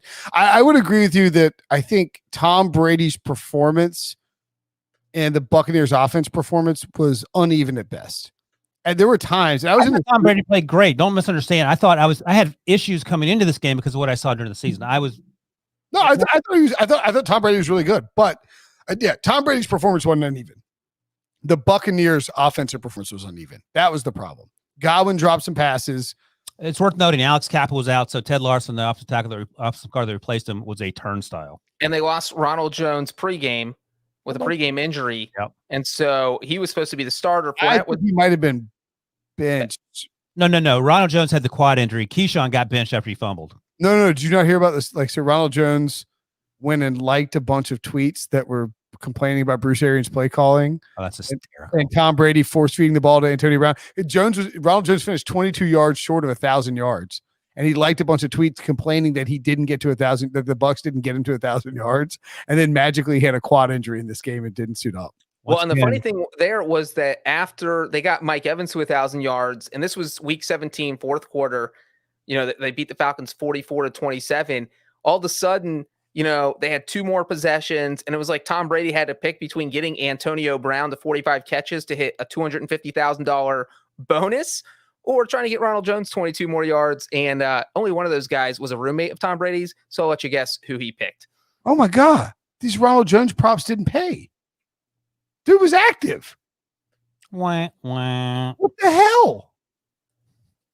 And this is also receiving yards. Garbage. I guess he didn't play a snap, so that can't. I guess that. This is the glimpse behind the curtain of the Brinson meltdown. So congratulations on getting to see that. Yeah, live man melts down over one. What is happening? This is an outrage. Yeah, I mean, I think the problem for, and I'll say this: if you look at the box score, the Buccaneers could have scored a lot more points. I mean, they had 18 first downs passing. They had 500 total yards. They averaged 8.5 pass yards per pass attempt, and they averaged 7 yards per offensive play.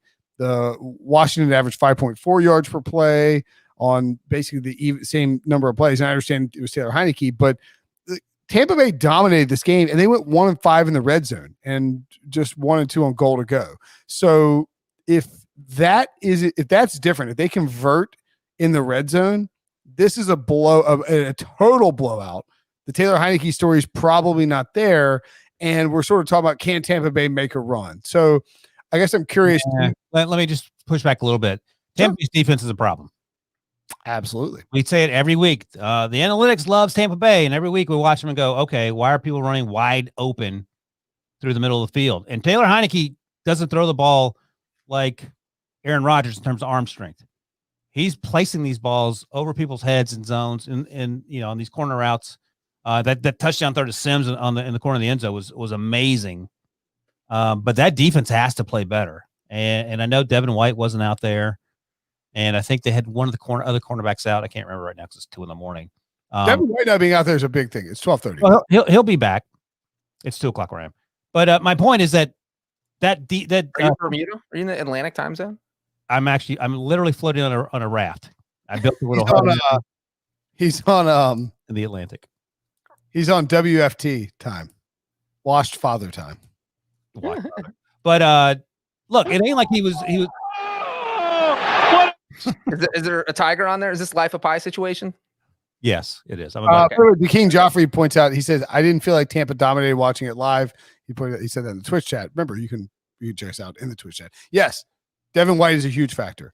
I felt like Tampa Bay going into halftime was going to put their foot down and pull away. In fact, I said during halftime, Ron Rivera in Washington, they made adjustments. The defense played a lot better. They stopped Tom Brady on a bunch of drives, and Taylor Heinicke made things happen. In particular, that dive into the end zone. At which point, EK jumped on the stream because it felt like Washington had a real chance. Man. And the reality is they probably didn't. I guess they did. At halftime, I went on HU and said, "There's no way that Washington's winning this game for the reasons you just sort of laid out." They were in it. They were very much in it. They were in it, but it just never felt like they were going to win for whatever reason. Even when I thought, you had a breach because they scored. I don't remember. I think the last touchdown, and then Tom Brady marched them right back down the field. Right. When it was 18-10, they had a chance to tie it. They scored a touchdown, became 18-16. Yeah. You had a 2-pointer there. But you know what? We talk about the Buccaneers, and I know one of your guys' favorite topics is that Sean McVay is too conservative. But I thought in the first quarter of this game with Bruce Arians, they had their first field goal to go up 3-0, came on a 4th and 3 from Washington's 11. It's a playoff game. Is that something you consider? You can go to the jugular in the first quarter of a team. Bruce Arians no longer is interested in the biscuit. He's out on biscuits. He doesn't want to risk it. Did you see what Todd Haley tweeted about Bruce Arians during the game? Uh-oh. He said he looks like he's a member of the Ghostbusters with that backpack on and that mask. Which Ghostbuster? Egon? That's the guy that he replaced. That's pretty. Yeah, they were on the staff. Maybe they like each other. I don't know. Anyway, we're on the same staff. You're right. Yeah, I don't know. Yeah, no, I was just gonna say is that if against Washington it ended up working out because you're playing Washington, who as well as Heinicke played, the Buccaneers were just the better team. But if you're playing the Packers next week or the Saints or somebody that's better, maybe those are plays where you think about being a little more risk-taking because it just felt like Arians was not going through the motions, but he kept things simple and didn't want to take any risks. Okay, so correct me if I'm wrong, but if the Saints win, the Saints and the Buccaneers will play in New Orleans, and if the Bears win tomorrow, because we have 2 NFC games in the books. Bears win, it's Bears, Packers, and Buccaneers, Rams. Yes. I don't know. And so my thought process here is that someone in the chat said that the Bucs can still go on a run. And I don't disagree. I mean, I think they have Tom Brady. They have a ton of weapons, but they have been bad against good defenses all year. And they took care of business against Washington. But as we point out, there's moments where you were worried about them. They got steamrolled by the Saints twice. I think the Rams and the Saints can give them trouble. Well, the Saints have done that. They've already beat them. They are 0-3 against the Rams and Saints this year. And we'll talk about the Rams in a little bit, but they're Jekyll and Hyde. The Rams are. So you don't know which offense is going to show, but you have a pretty good idea. If you're the Buccaneers, who would you rather face? Yeah, boy, the Rams. I want to face the team that has the broken thumb quarterback. Football team. No, here's the thing. Blake Bortles might be playing, which I hope happens. I would love that for the Rams.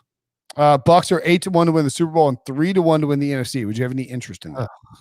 I need better odds than that. 8-1 sounds low, doesn't it? I mean, they're through to the divisional round, so you just have to win. Yeah, 8-1's a little short. Yeah, exactly.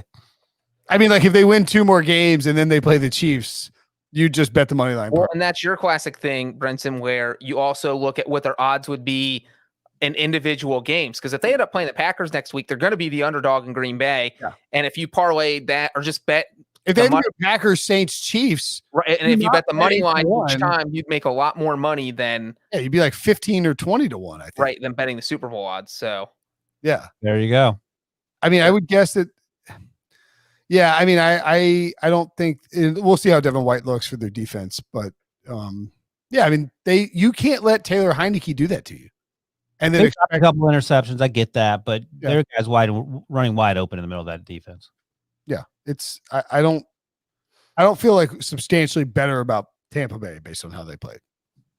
But I will say this: hats off to Donovan Smith and Tristan Wirfs. I thought they did well protecting Tom Brady off the edge. Obviously, there were issues up the middle.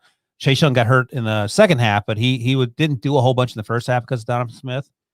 Tristan Wirfs, I thought, did pretty well with Montez Sweat and Ryan Kerrigan, and I mean, those guys are all first round picks, and they're all dominating. Tristan Wirfs could have been an All Pro this year. You can jump. Okay. Apparently, we're going to take a break, and when we come back, we will talk my heartbreak. My day started sad in a sad fashion. I'll tell you why next. So the Bills and Colts played a football game, and the Bills won 27-24. The Colts covered as 6.5-point dogs, as I said they would. I thought they'd win outright. I was wrong. And the over 50.5 hit, depending on when you got it, closed at 50.5. It was like 51. I mean, it's Vegas really just all over these numbers all weekend long. The Bills have won a playoff game for the first time in 25 years. That snaps the third longest playoff drought. Yes, Breech. I was just hoping you wouldn't mention the longest one. That's all. Who is it? Is it like the Jaguars or the Jets or somebody? No. I don't think so. I think it's another team.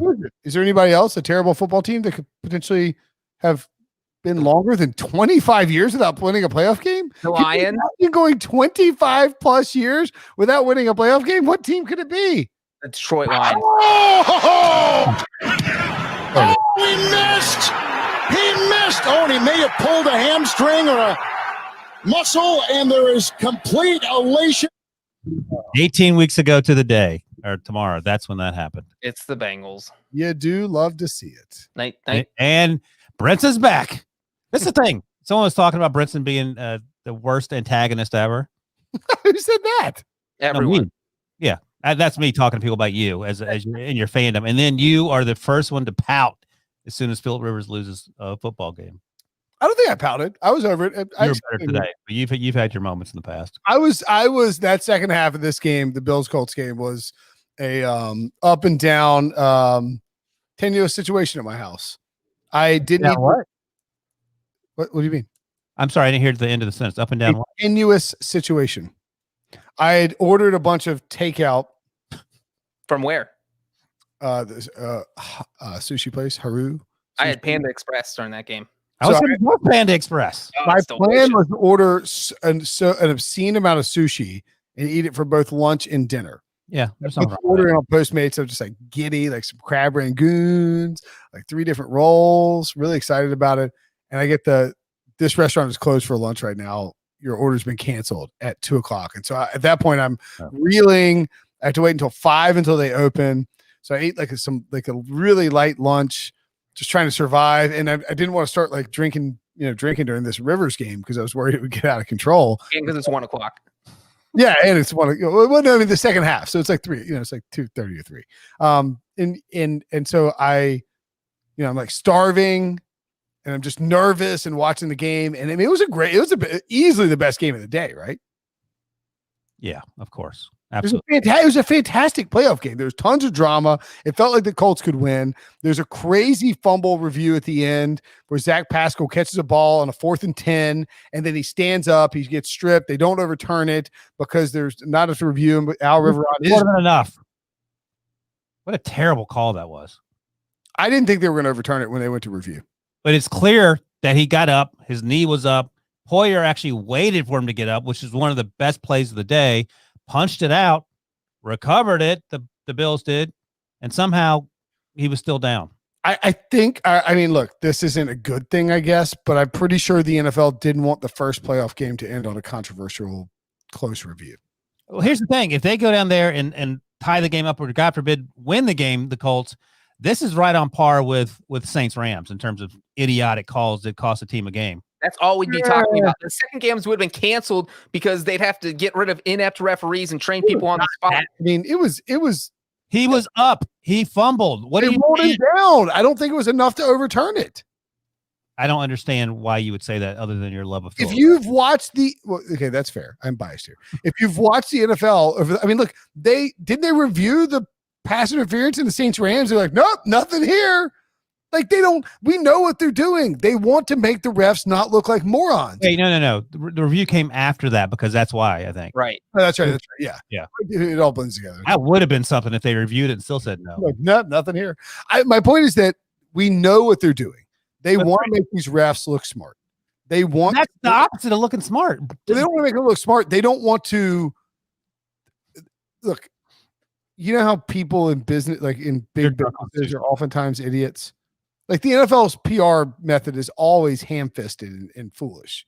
Like the way they handle things. It's like, what are you doing? Like But here's the thing, though. If they get that call right, no one cares. Everyone's like, "Oh, they got it right." They end a playoff game on a close call. Where they're flipped on the refs. I'm not surprised they didn't overturn it. I'm really. The added insult would be that the Bills, who we just discussed, haven't won a playoff game in 20-something years, would have gotten slapped in the face. At least the Saints have won a Super Bowl relatively recently when they got screwed up. Yeah. I mean, our text, my text thread of Colts fans was like, "Let's go rob these mofo's blind." Exactly. I mean, that's exactly. Rip these Bills fans' hearts out. It didn't happen though. Yeah, ball don't lie and whatnot. Phillip Rivers and look, Frank Reich didn't have a great game. Phillip Rivers played really well. Played great. He exceeded my expectations. I thought he was gonna. I thought he had a really good chance to throw a pick at one of those last drives because that's what he does, and he didn't do it. No, he had an awesome game. Josh Allen had a great game. You know who didn't have a great game?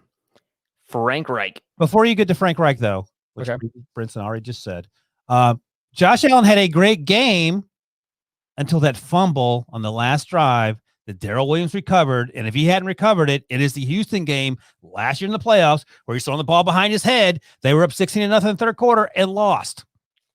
That's all we'd be talking about. Him fumbling the ball in a situation where you can't fumble it and letting the Colts go down there and score. I was losing my mind on that play. And that is all we would have been talking about because they blew a 16-0 lead last year, and that fumble would have caused them to blow what, a 24-10 lead? And by the way, last year during the playoffs, teams that led at halftime were 9-1. You know who lost that game? The Bills. Yeah. So there was a chance because they were up. I don't have it in front of me now. They were up. They're 24-10 in the fourth quarter. Yeah. 24-10 in the fourth quarter. And they scored 2 touchdowns. We know that the Colts did. And anyway, Breech, go ahead with the Frank Reich not having a good day. The Frank Reich thing, it is really actually mind-boggling that the Colts lost this game. I mean, they were the only team, the first and only team in the NFL history that put up 450 or more yards of offense, did not have a turnover, and lost. This is such an NC State stat. So playoff teams had been 11-0 because you don't turn the ball over and you're putting up 450 yards. They put up 472. You're going up and down the field. There's no reason for you to lose. And when you look at all their possessions, and we'll go through a bunch of them, but it really comes down to they had 5 separate possessions in this game where they got inside the Bills territory and they came away with 0 points. Like that doesn't even seem possible. And it happened. They had 2 punts, one where they got to the Bills 40, one where they got to the Bills 47. The 47, I get the punt. It makes sense. They were at the 42, 4th and 4. They faked it. Like they got under center, like they didn't go for it, and then the delay a game. So that's how they got to the 47. So they should have gone for it. So it makes so. And then the first one that started the game, they got to Buffalo's 40. They punted on 4th and 11. I don't know if I'm punting from someone's 40. Well, let me ask you this: what was the worst? I think the worst thing. And I don't want to pin this game on Frank Reich because I think Frank Reich's a really good football coach. He didn't have a great day at the office. He's a great football coach, but you can have just bad days. Yeah, a bad day coach. We have bad podcasts at least 4 times a month. A year. We have at least like 5 or 6 bad podcasts a week. We'll turn on those though. Right. Yeah. I mean, I think his mistakes are more notable because generally speaking, the entire game was like played fairly cleanly. Well, which play bothered you the most? What were you going to say? Well, I don't know if it's a play so much as the timeout management, because I think if he had lost the timeout on a terrible fumble challenge, and he lost another timeout on I think it was 2nd and 10, where Rivers is at the line, it may have been 1st and 10, but Rivers at the line, and it's going to be a delay of game, so they called timeout, and Rivers was kind of mad. Look, I think they could have probably gotten the snap off, and if he'd had those 2 timeouts late, they could have used the middle of the field to get into field goal, get into range for Rodrigo Blankenship, and they would have gotten there. I don't know if he makes a kick, but they would have gotten him somewhere in the range of he donked a 37-yarder. 5. What's that? He donked a 37-yarder, so I don't know if that's fine. I mean, like, but I don't care if he. I mean, like, obviously 33-yarder. Obviously, I wanted to make the kick, but the point being is that he didn't get the opportunity, and so instead you had to have Phillip Rivers throw this, Hail Mary from the other side of the 50 that people make fun of, like it was going to happen anyways. That people, Debo, with possibly the best tweet of Saturday. I find out if I can fire him. I was excited with that tweet. For people who didn't see the tweet, Phillip Rivers' Hail Mary was probably from his own. No. Do not derail this. We're talking about Frank Reich. I'm going to get to Frank Reich in a second, but people might want to know what Debo's tweet. So Phillip Rivers, the Hail Mary from his own 45-yard line, it got to the 7-ish yard line. Oh, get out of here. And then it was batted down by, I think, Micah Hyde or Jordan Poyer. Frank Reich. So the first series, we talked about the 4th and 11. There was a series in the first half, I think even the first quarter. Phillip Rivers starts dealing. He's throwing the ball downfield. T.Y. Hilton, Michael Pittman both get long receptions. They're down to the 15. And then 2 runs with Jonathan Taylor that go nowhere. Then a screen pass to Jonathan Taylor that loses 3 yards. So they have to settle for a field goal. So I question the play calling there. The 4th down call in the second half where they throw it to Michael Pittman in the end zone. I don't hate that call. I don't hate going for it on 4th down. The 3rd down play call was idiotic. They lost 3 yards on a toss play to Jonathan Taylor. You have Jonathan Taylor. Run up the middle. Have a better plan than that. So the play calling is what I had issues with. I didn't care about the 4th down. They had a 4th and I think they went for it on a 2-point conversion as well. I was fine with that. All right. So on the play call at the goal line, they show up. If you're going to run that toss sweep, it's right before halftime. You are. What's the score? It was they were down. They ended up being down. So they're up 3. They're up 10-7. And they're on the goal line. If you're going to run the toss sweep, you have to run it on 1st down or 2nd down, because then it's a toss sweep. Like you're throwing it behind the line of scrimmage. And there's a potential you'll lose multiple yards. And if you lose multiple yards, then you need to be able to pass the ball in subsequent downs to get closer to the goal line to score. You cannot run that on 3rd down. On 1st down, the tight end pitch, then the wildcat. It was very bizarre. Just get your offensive line is moving these guys out of the way. That's the thing. It's not like you're playing with the Buccaneers offensive line and guys are hurt. Just run the ball, man. The worst part of that, the Bills came in for a touchdown. But then once you call the dumb play and you lose 3 yards, I think you kick the field goal on 4th and goal from the 4. In that situation, it's the first half. You're up 10-7. Yeah, I'm fine with that. That puts you up 13-7. And in your head, you have to think, if I'm up 13-7, worst case scenario, the Bills get the ball first to start the second half. So if they score a touchdown, I'm down 8. Yeah, exactly. You're down 1 score. And so that's what you think in your head is that's the worst possible case scenario. But if we go for it here, don't get it. They get those touchdowns. You're down 21-10, and all of a sudden you're dug yourself. And that was basically the 11-point deficit ended up being the difference because it was 27-16. And that's the hole you've dug yourself into. And that's not a hole that's easy to get out of. And so it was just weird calls. And why was he aggressive there, but not on going for it on these 4th downs on those punts? I think Frank Reich went into that. And like you saw, if you follow Zach Kiefer or Stephen Holder or any Colts beat writers, they said, you guys need to know he's going for it on 4th down. Like before 3rd down, they said that. The problem, and I agree with you completely. The problem was you can't have that play call on 3rd down. No, because it's a toss sweep. Toss sweeps get blown up all the time and you lose 4 or 5 yards. And if that happens, then you have a 4th and 6. So that can't be your 3rd down play, because if it fails, if you're on mesh and you just throw it over the middle and it's incomplete, then you can come back on 4th down and run it up the middle, or you have a bunch of different options. Or if you run up the middle on 3rd down, worst case, the ref always gives you forward motion. So it's almost impossible. You're going to have the ball at the 1-yard line again, and you got another shot. But being at the 4-yard line, that's a game changer. You're 12 feet further back.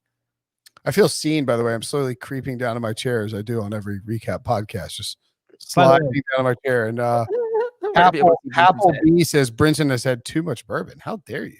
So we do this from time to time, but the team that won was pretty good. Oh, right. Oh, and by the way, I think just one more little bow on the Colts thing.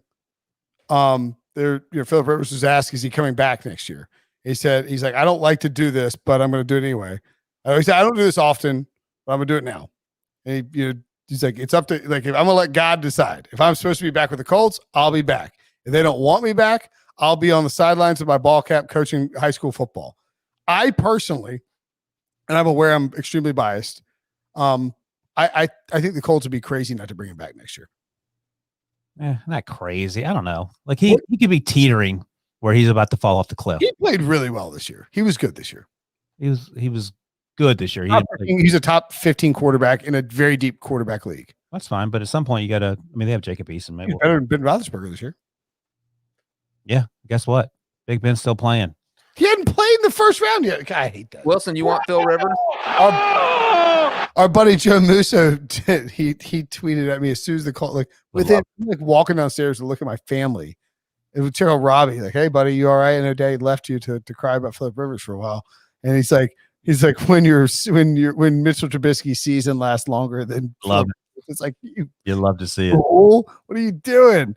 I think Rivers never lost a wild card round until today. I think Chris Ballard and Frank Reich will bring Philip Rivers back. I think Philip Rivers wants to be back, and I think it makes sense to bring him back because you don't have a clear plan about what you want to do for the future of the quarterback position. So I think you could find yourself in limbo if you don't go with Rivers. Like, to me, this is the floor is 8-8 for the Colts if Rivers plays 16 games next year at the same level he played this year. Maybe that's fine. All right, we can talk about this offseason. Can we please talk about how awesome Josh Allen was? Well, he wasn't great the whole game. He had an up and down game. Dude, he was dealing. I thought he had the lasers, but I mean, look, the Colts had a chance to put him in a spot where he would make a bunch of mistakes, and they didn't. They didn't. That's fine. And then he threw lasers. He's awesome. Okay, well, you just said he didn't. But Brinson, you make a good point that he wasn't awesome the whole game. Three of Buffalo's first 4 possessions, they went 3 and out. There was definitely some struggling early before he kind of took over, and it really felt. Trust me, as a Bengals fan who has watched many a playoff loss, I'm sure that's what was going through the Bills fans' head. Like, oh my God, he's played awesome all year, and he is going to choke here, and we are going to lose. It was just the first 4 drives went less than 10 yards. Except they had the touchdown drive, but then the other 3 all went less than 10 yards. The first drive, he was clearly nervous. It looked to be. Then after that, I thought he settled in. I was fine with the way he played after that. Except they went 3 plays, 7 yards, 8 plays, 85 yards for a touchdown, 3 plays, 7 yards, 3 plays, 9 yards, and then the 10-play, 91 yards. The first 4 drives were 3 and out. So look, he looked awesome on the 2 touchdown drives. But they were playing tempo, and he was sort of getting out of, like, he wasn't thinking too much, and they're just sort of letting him cook. And he was getting pressured, and he was using his legs a lot. And then when he was getting out on the edge, he was whipping the ball downfield. It was. Yeah. So what are you talking about, Ryan? Give that man his due. They had 3 drives of 25 total yards. Like, the Colts were in control of the game, and it looked like, look, he's great. He's awesome, but he didn't play great in the first half. I disagree. He had a first half drive that started the 5-yard line after the Colts couldn't score that touchdown with a minute and a half to go, and he drove them all the way down to score a touchdown. And that's when he got fired. Starting from that drive on, which again came with 1 minute left in the second quarter, the whole before that he wasn't that great. But from that drive on, including the second half, he was the Josh Allen that played in the regular season that was unstoppable. And if he plays that well, the Bills are Frank Reich. He opened a window for Josh. It looked like the Colts were they score that touchdown and they're up 17-7. And all of a sudden, Josh Allen, when he plays against zone, he doesn't see the same things he sees against man. He's not as willing to pull the trigger as quickly. And the Colts are playing a bunch of zone. They were making him hold the ball. They were rushing the passer really well. They were pressuring him, getting him out of the pocket. They weren't rushing the passer really well. They were moving him off his spot. He was getting antsy, and he wasn't seeing guys running open. They had him in a bad spot. And then they played tempo on that final drive. They got guys open. The final drive of the first half, they got guys open, and they unlocked Josh Allen, and he played really well. And when they had the lead, it was a lot easier for them to play aggressively. Like, if you didn't see that game and how that happened, Pete Prisco didn't see it either. So maybe I will disrespectfully disagree with both of you. You're an idiot. That's disrespectful. After the first drive, in which I thought he had a little nerves, I thought he played really well. And look, the teams go 3 and out. It happens. It's not just solely on the quarterback. I thought Brian Daboll wasn't exactly in his groove early yet either. I thought the throws to Gabriel Davis were bonkers. The throws on the sidelines. Steph Diggs had a big game. John Brown dropped at least one pass. But he had a nice catch as well. Cole Beasley, who was hurt, played out of his mind. There were a lot of guys that really, I think Dawson Knox actually scored a touchdown. There were a lot of guys that balled out. So John Brown didn't have a catch. He didn't. What was this? Do you have his line in front of you? Yeah, 0-0-0-0. Oh, he wasn't targeted? I thought he was targeted at least once. 4 targets, 0 catches. 4 targets. Okay, so he didn't actually make the catch. Yeah. But look, Stephon Diggs is a monster. Look, Allen's awesome. I'm not trying to crap on Allen. He's great. My point is this: like last year, we were all like, "Oh my God, this guy might be done." The way he played in that Texans game, throwing the ball over his head and that crazy stuff. He came out this year, and yeah, we all agree that he had a fantastic season to the point where we're talking about him as a. He tried to give it away late too, though. I don't know, man. Just that one thing, and it was a fumble, and it wasn't a fumble like the one we saw last year. It was just it happens. So it's sort of. I do think there's something here where it's, like I talk about the Phil Mickelson, Andy Reid, you win it and you kind of open things up. The same thing happened with Matt Ryan. Same thing happened with Aaron Rodgers. People were questioning them because they didn't win any playoff games. Like Andy Dalton. Peyton Manning. Yeah, Peyton Manning's a great example. People question Peyton Manning as to whether or not he could win the big one. Like, Peyton Manning, can he win a Super Bowl? It's like, well, of course he can. He's talented enough to Ryan do it. Finley. That seems like a stretch. But my point is, this is only my only point with Josh Allen. I'm not worried about him in terms of the moment being too big, because this game proved to me that January football, he's going to play just like he has. Josh Allen's awesome. He's awesome. That's my only point. He's an elite. He is approaching elite quarterback status. If he's not already. Here's one thing, my concern. We talked about this. You can run on this Colts team or this Bills defense. They did not pressure Phillip Rivers at all. Phillip Rivers might be the slowest human being in the NFL. I'm trying to think. No, I'm talking like I think Andy Reid would beat Phillip Rivers in a foot race. My point is that they didn't. Who do you think would win a foot race between Ben Roethlisberger and Phillip Rivers? Rivers. Yeah, I don't know. Big Ben is a lumbering pile. You call him a fat tub of goo every week on this podcast. That's only because I see him play. I saw him play in 2004 when he could actually run. Right, Rivers is winning that foot. Rivers is not fast, but anyway. What was your point? He didn't get moved off the spot at all. That's a concern for the Bills going forward. They got to be able to get after the quarterback. Yeah, I mean, especially if you're playing, you can't like let Patrick Mahomes sit back there and pick you apart, right, or Ryan Tannehill. Well, let me ask you this, Breech. At this point, because there was for the last week, it was a lot of, maybe the Bills are going to take the Chiefs out. I don't know that I would. I don't know. I'm not there. I think they can. I'm there. I think they can. I don't think they will. Well, what's crazy is that the Bills are in a better spot. Obviously, they didn't get a bye, so the Chiefs are in the best spot. But if you ask me about the divisional round and forget the bye, I think the Bills are in a better spot, because if the Steelers beat the Browns, then that means the Chiefs are stuck playing the Ravens or the Titans. And if I had to pick my opponent out of the Steelers, Titans, and Ravens, the Steelers are the team I'm picking. Even though for a year and a half now, you come on this podcast, you go on these picks, you do these picks things, and you tout the fact that the Ravens can't beat the Chiefs. I just said if I had to pick those three opponents. I agree with you. Actually, I do too. Like they got their doors blown off by the Titans, but that was that weird game where they had to play on short notice. They kept moving the game around, and they beat the Ravens this year. They did, right? They lost. I don't think they did. No, they lost to the Chiefs, and they lost to the Cardinals, and they lost to the Titans. I don't think they played the Ravens. They didn't play the Ravens. Okay. They only played the Steelers, were their AFC North opponent. Yeah, but you want to play. That's who you want to face. Because if the Browns win, the Browns are going to Kansas City. So Where our chat on Twitch has been invaded by small children. Is that normal? Oh, Kish is like typing in all caps, and he wrote, "These guys know they are live streaming." LMAO. Do you guys know what LMAO means? I've never heard that one. Is that Are you trying to get us to say it? Are you trying to get us to say it so we get? Are we allowed to cuss?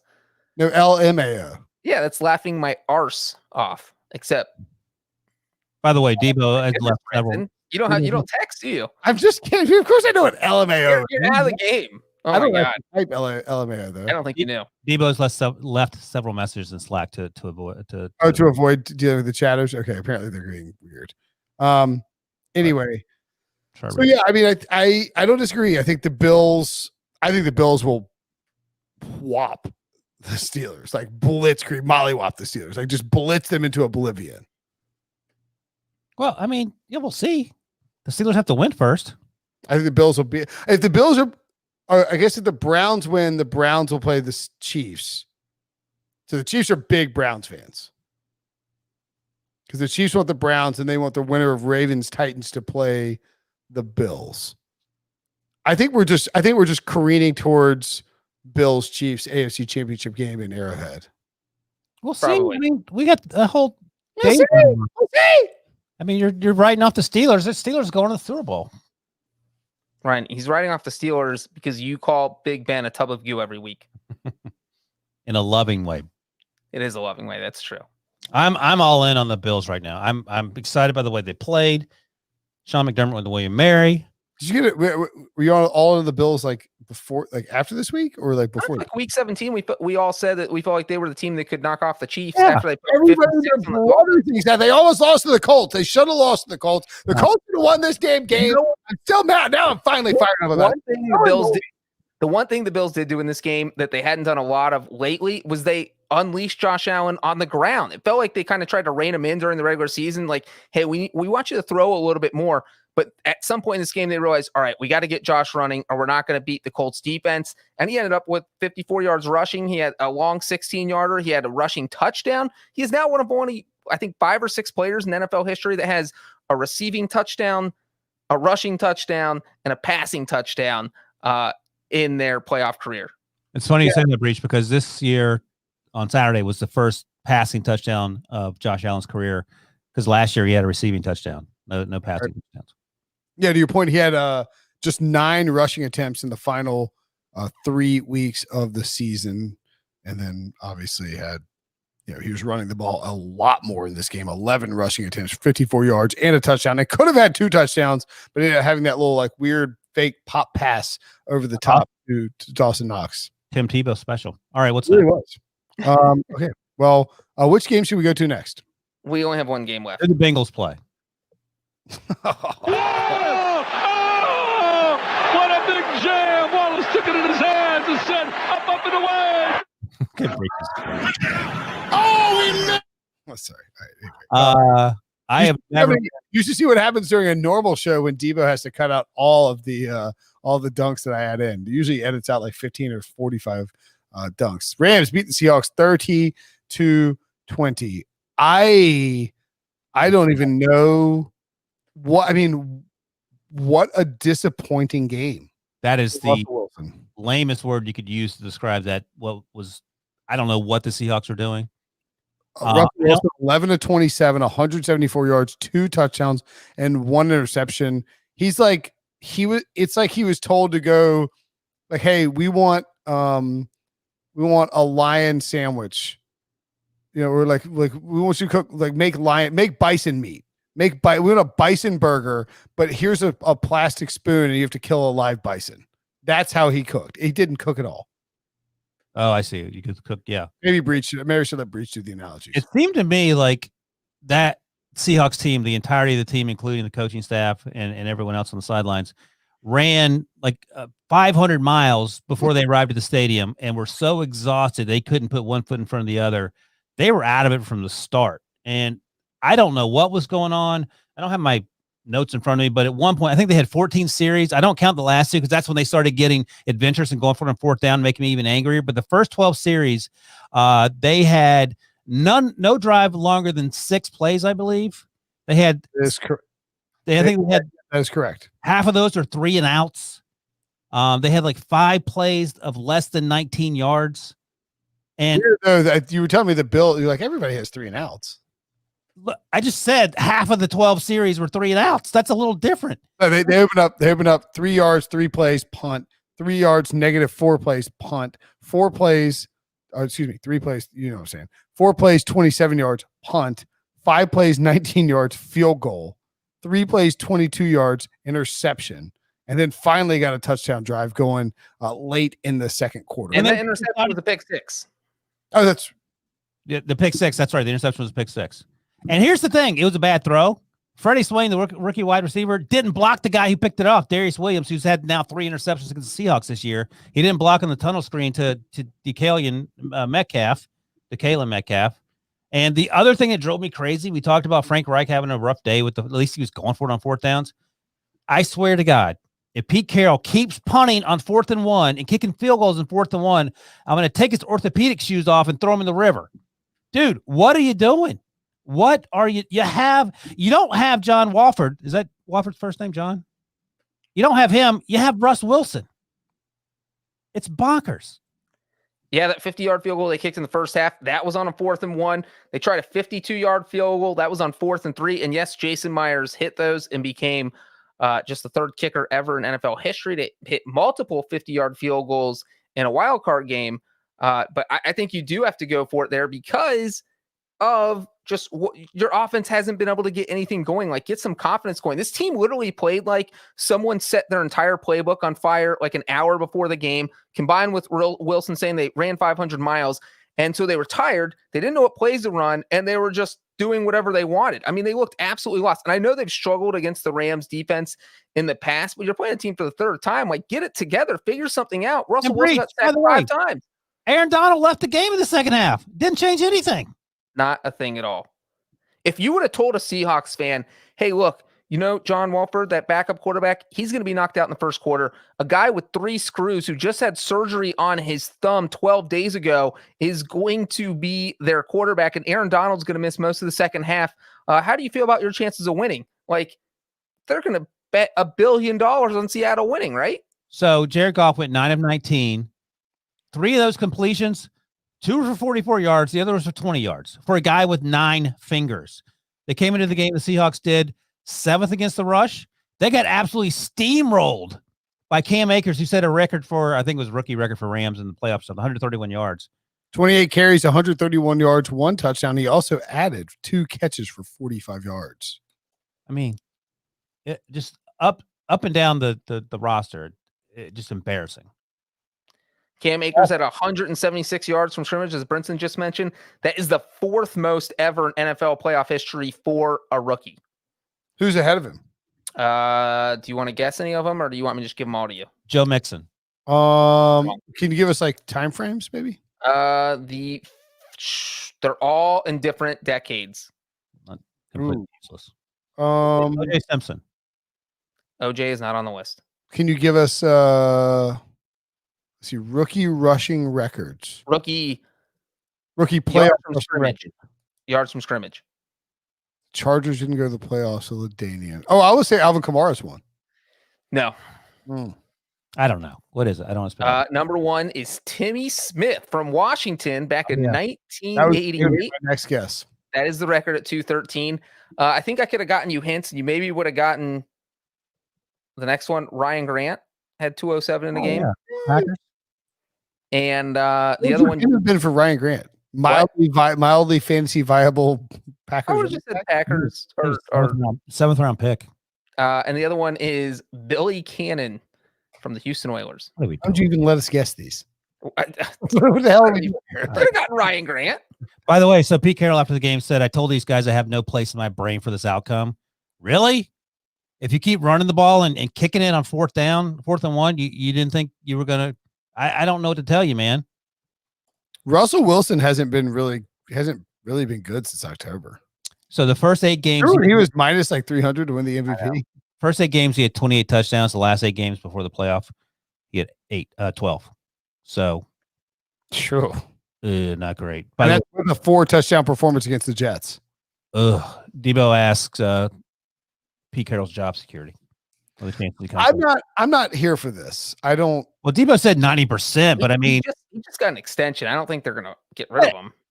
Are you happy if you're a Seahawks fan with the way Brian Schottenheimer? I was gonna say I do think that if a head's gonna roll, it's gonna be the offensive coordinator. I don't think Pete Carroll's going anywhere.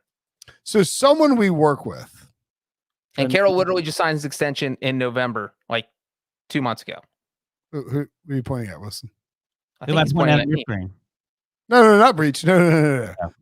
This is pointed out to me that Adam Silverstein, who works with us at CBS. All right, what are you going to throw him under the bus for? That's going to be hilarious. He tweeted out that apparently I didn't see it. Somebody sent it to me. Like, is this serious? That the Seahawks have a hard decision to make because they could miss out on somebody like Matt Campbell or Eric Bieniemy if they don't fire Pete Carroll immediately. Has he followed NFL football at all for the past decade? That's literally the first time ever Pete Carroll has lost a home game in the playoffs. Pete Carroll's been there since 2010. He's been to the playoffs, I think, 8 times out of 10. Once. Under Pete Carroll, they missed the playoffs twice. They missed the playoffs once since 2012 when he and John Schneider drafted Russell Wilson. Since 2012, they've never won less than 9 games. What the hell are we talking about? So I love Matt Campbell's a great coach. You're going to fire Pete Carroll for the guy who's the head coach at Iowa State? The widow of Paul Allen is going to show up and fire Pete Carroll, a Super Bowl winning, probably Hall of Fame. Paul Allen's sister is running the team, Brinson. Okay. Paul Allen wasn't married. I was like, what? I was like, what? Her last name's Allen. I guess I got confused. Before you go with the rant and following up what Breech is saying, since Pete Carroll arrived in 2010, they're 6-0 in wildcard games. And they were winning by an average of 10 points in those games, which is why I said, why could it be -3? The Seahawks are only giving 3 points in this game. And they were 6-0 at home. Can you imagine? They lost the wild card game to the Cowboys a couple years ago. You imagine what?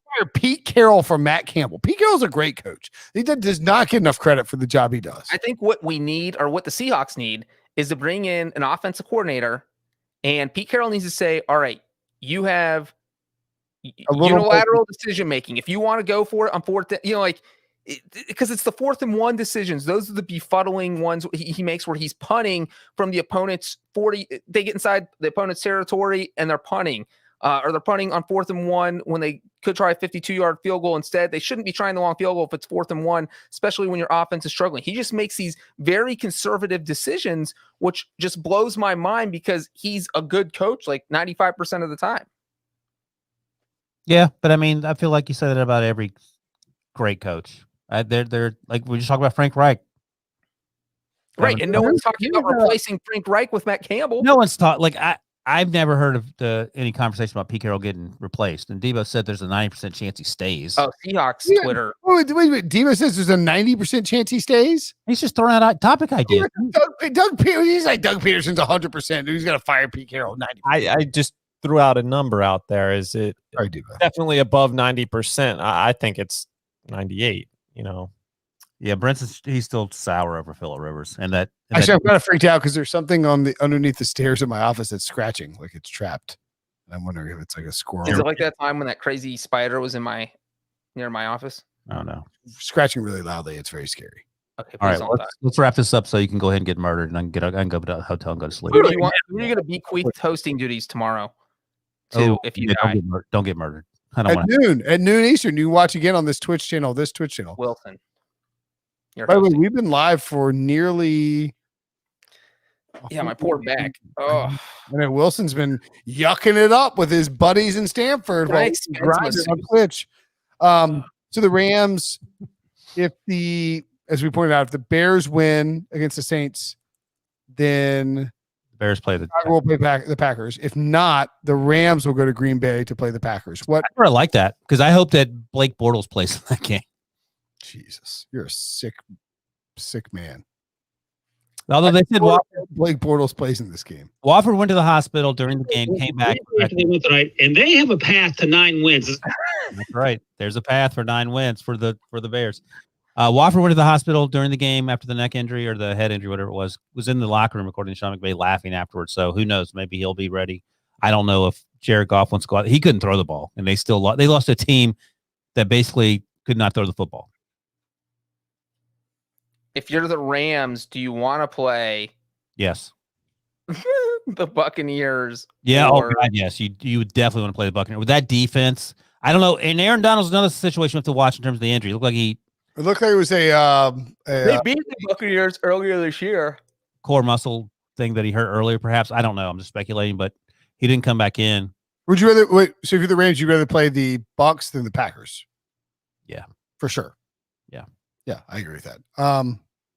Okay. Lots to talk about with the Seahawks in the all season. Lots to talk about with the Rams next week. Let's get to winners and losers from the playoffs. Who wants to start, Breech or Wilson? I'll start. I know he was going to steal it. Go ahead, steal it. I have to steal it. I come up with the Seahawks are my loser. You went 12-4. You won the division. You're playing a team that you've already beaten. You looked like you didn't practice all week. I don't know what was going on. Burn Russ's kitchen down and start over next season and maybe get a new offensive coordinator. And also, on the way out of the stadium, I don't know if y'all saw this, Jay Ramsey yelled, "Take your hats and shirts and enjoy them in Cabo." Why? What does that mean? The hats and the t-shirts were winning the division. Oh, they said that. Apparently the Seahawks were like smoking cigars. The Rams are mad about that. It's like, what are you mad at? That's what you do when you win the. My loser is Dwayne Haskins. He had an opportunity to start this game for a football team. And hopefully, this is a wake-up call for Dwayne Haskins. There was a report that he was going to visit with which team, Breech? Panthers. The Panthers. So maybe this is the wake-up call that he needs. Maybe he's going to take it seriously. Maybe he'll do the things he wasn't able to do previously. And look, he may never be a first-round talent. But if Taylor Heinicke can play the way he played, Dwayne Haskins can be at least that good with the physical skills he has. So he's a loser. Didn't have a chance to play in a playoff game in his second year in the league. And perhaps, if he puts out that type of performance on Saturday night, people are excited about Dwayne Haskins. So he lost. Hopefully he can refine his football mojo. My loser is Frank Reich. Look, I love Frank Reich. I think he's a great coach. I think he approaches the game in an aggressive fashion, which is the way you should approach it. I think he's very creative with his offensive play calling, but he had a bad day at the office, and it was a bad time to have it was a bad day to have a bad day. And this is the guy that led a historical Bills comeback in that stadium, and he went in there and he made some blunders at the goal line with his timeout usage and all of that, and probably cost the Colts a playoff win. The Colts were the better team. They were the better team on Saturday. They outplayed the Bills, and they're not advancing because. Are you serious, Ryan? They were the better team. I'll let Breech be the tiebreaker, even though I know he's going to say the wrong answer. The Colts dominated the first half and then went down 4. They should have 17-7. Do you agree? Everyone agrees with that. If I was grading the game, I'd probably give the Colts a higher grade. Yeah. Dixie Doo Dunkaroo. Oh, baby. So, yeah, look, the Colts had opportunities to win that game. Absolutely. They could have won that game, and that's a huge playoff win. And then they're going to Kansas City with some mojo cooking, and they feel like they can get this roll going, and they blew it. And I think part of it is Frank Reich and some of the decision making he made. I don't think it makes him a bad coach by any stretch, but we only 3 games. Got to Seattle. What's that? I said trade him to Seattle for Pete Carroll. That'd be a massive upgrade for the Seahawks. How about a winner, Breech? My winner is Bills fans. You waited 25 years, and it almost looked like no one was going to be allowed in the stadium. Then the state of New York said you can go. And you know what these guys had to do? They had to buy their tickets. Then they had to pay $65 out of their own pocket to pay for a test just to get in the stadium. And you get a positive test, you're sent home. You don't get to watch. They showed up. They were loud, and they cheered on their Bills. And I noticed in the comments someone mentioned, I forgot to mention Tyler Bass, who was also a winner because he hit a 54-yard field goal, which was the longest kick by a rookie in NFL playoff history. So Tyler Bass, Bills fans, literally everyone in Buffalo, my winner. My winner is Cam Akers. Is that what we're going to do? Yeah, good one. God, go for it. I'm trying to go as random as possible. He was banged up at the end of the season. There were concerns about him playing. What are you making faces about? You're like, I'm trying to go random. It's like Cam Akers had the biggest. No, day. but I mean, I could say like the Rams defense or Sean McVay or just the Rams in general. Okay. I mean, I'm happy for the way that Jared Goff was able to tough it out, but 9 for 19, I can't get. I'm not down with that. But Cam Akers injured for the last part of the season. There comes some concerns about whether he'd play. Towards the end of the year, came in, had a huge game, dragged Seattle up and down the field like he was Derrick Henry, and they could do nothing about it. And a huge reason, like if that wasn't working, that's a wrap. The Seahawks are probably winning that game 5-3 because Jared Goff can't, although he did throw for a couple touchdown passes, but in large part because the running game was working. Akers was awesome. That last touchdown was a play action that left, I think tight end. I'm not sure he threw it to. It was wide open in the corner of the end zone. It's Robert Woods. Robert Woods. Yep, there you go. So anyway, and also by the way, those 8K cameras on the close-ups are insane. We have one. CBS has one too, right?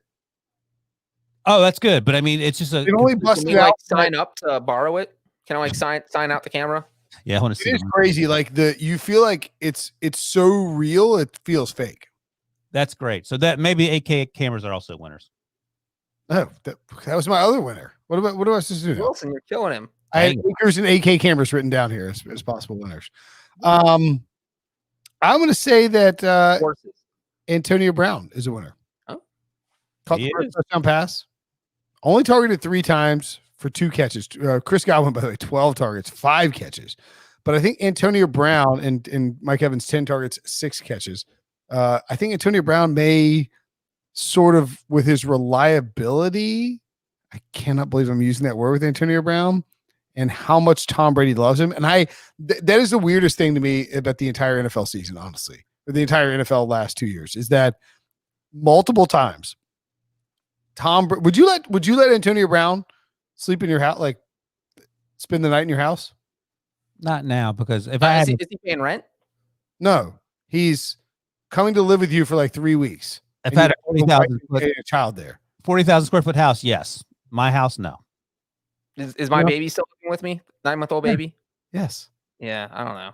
Exactly. And Tom Brady's like willfully inviting this guy in his house multiple times, once including in a pandemic, multiple times with his family. Just say, hey, come on over, AB. Stay in the house for a few weeks. Don't worry about it. It's crazy. And I don't get the love he has for Antonio Brown, but I do think that the signing for Antonio Brown is paying off. And I think because Antonio Brown has been a, good soldier down the stretch for the Bucs, and because he's performing at a high level, and because clearly he still has it, Antonio Brown is going to get paid and going to end up on a team next year. And until he sets his feet on fire with ice, he will probably get worked back into the mix. And so I think this stretch has been good for AB.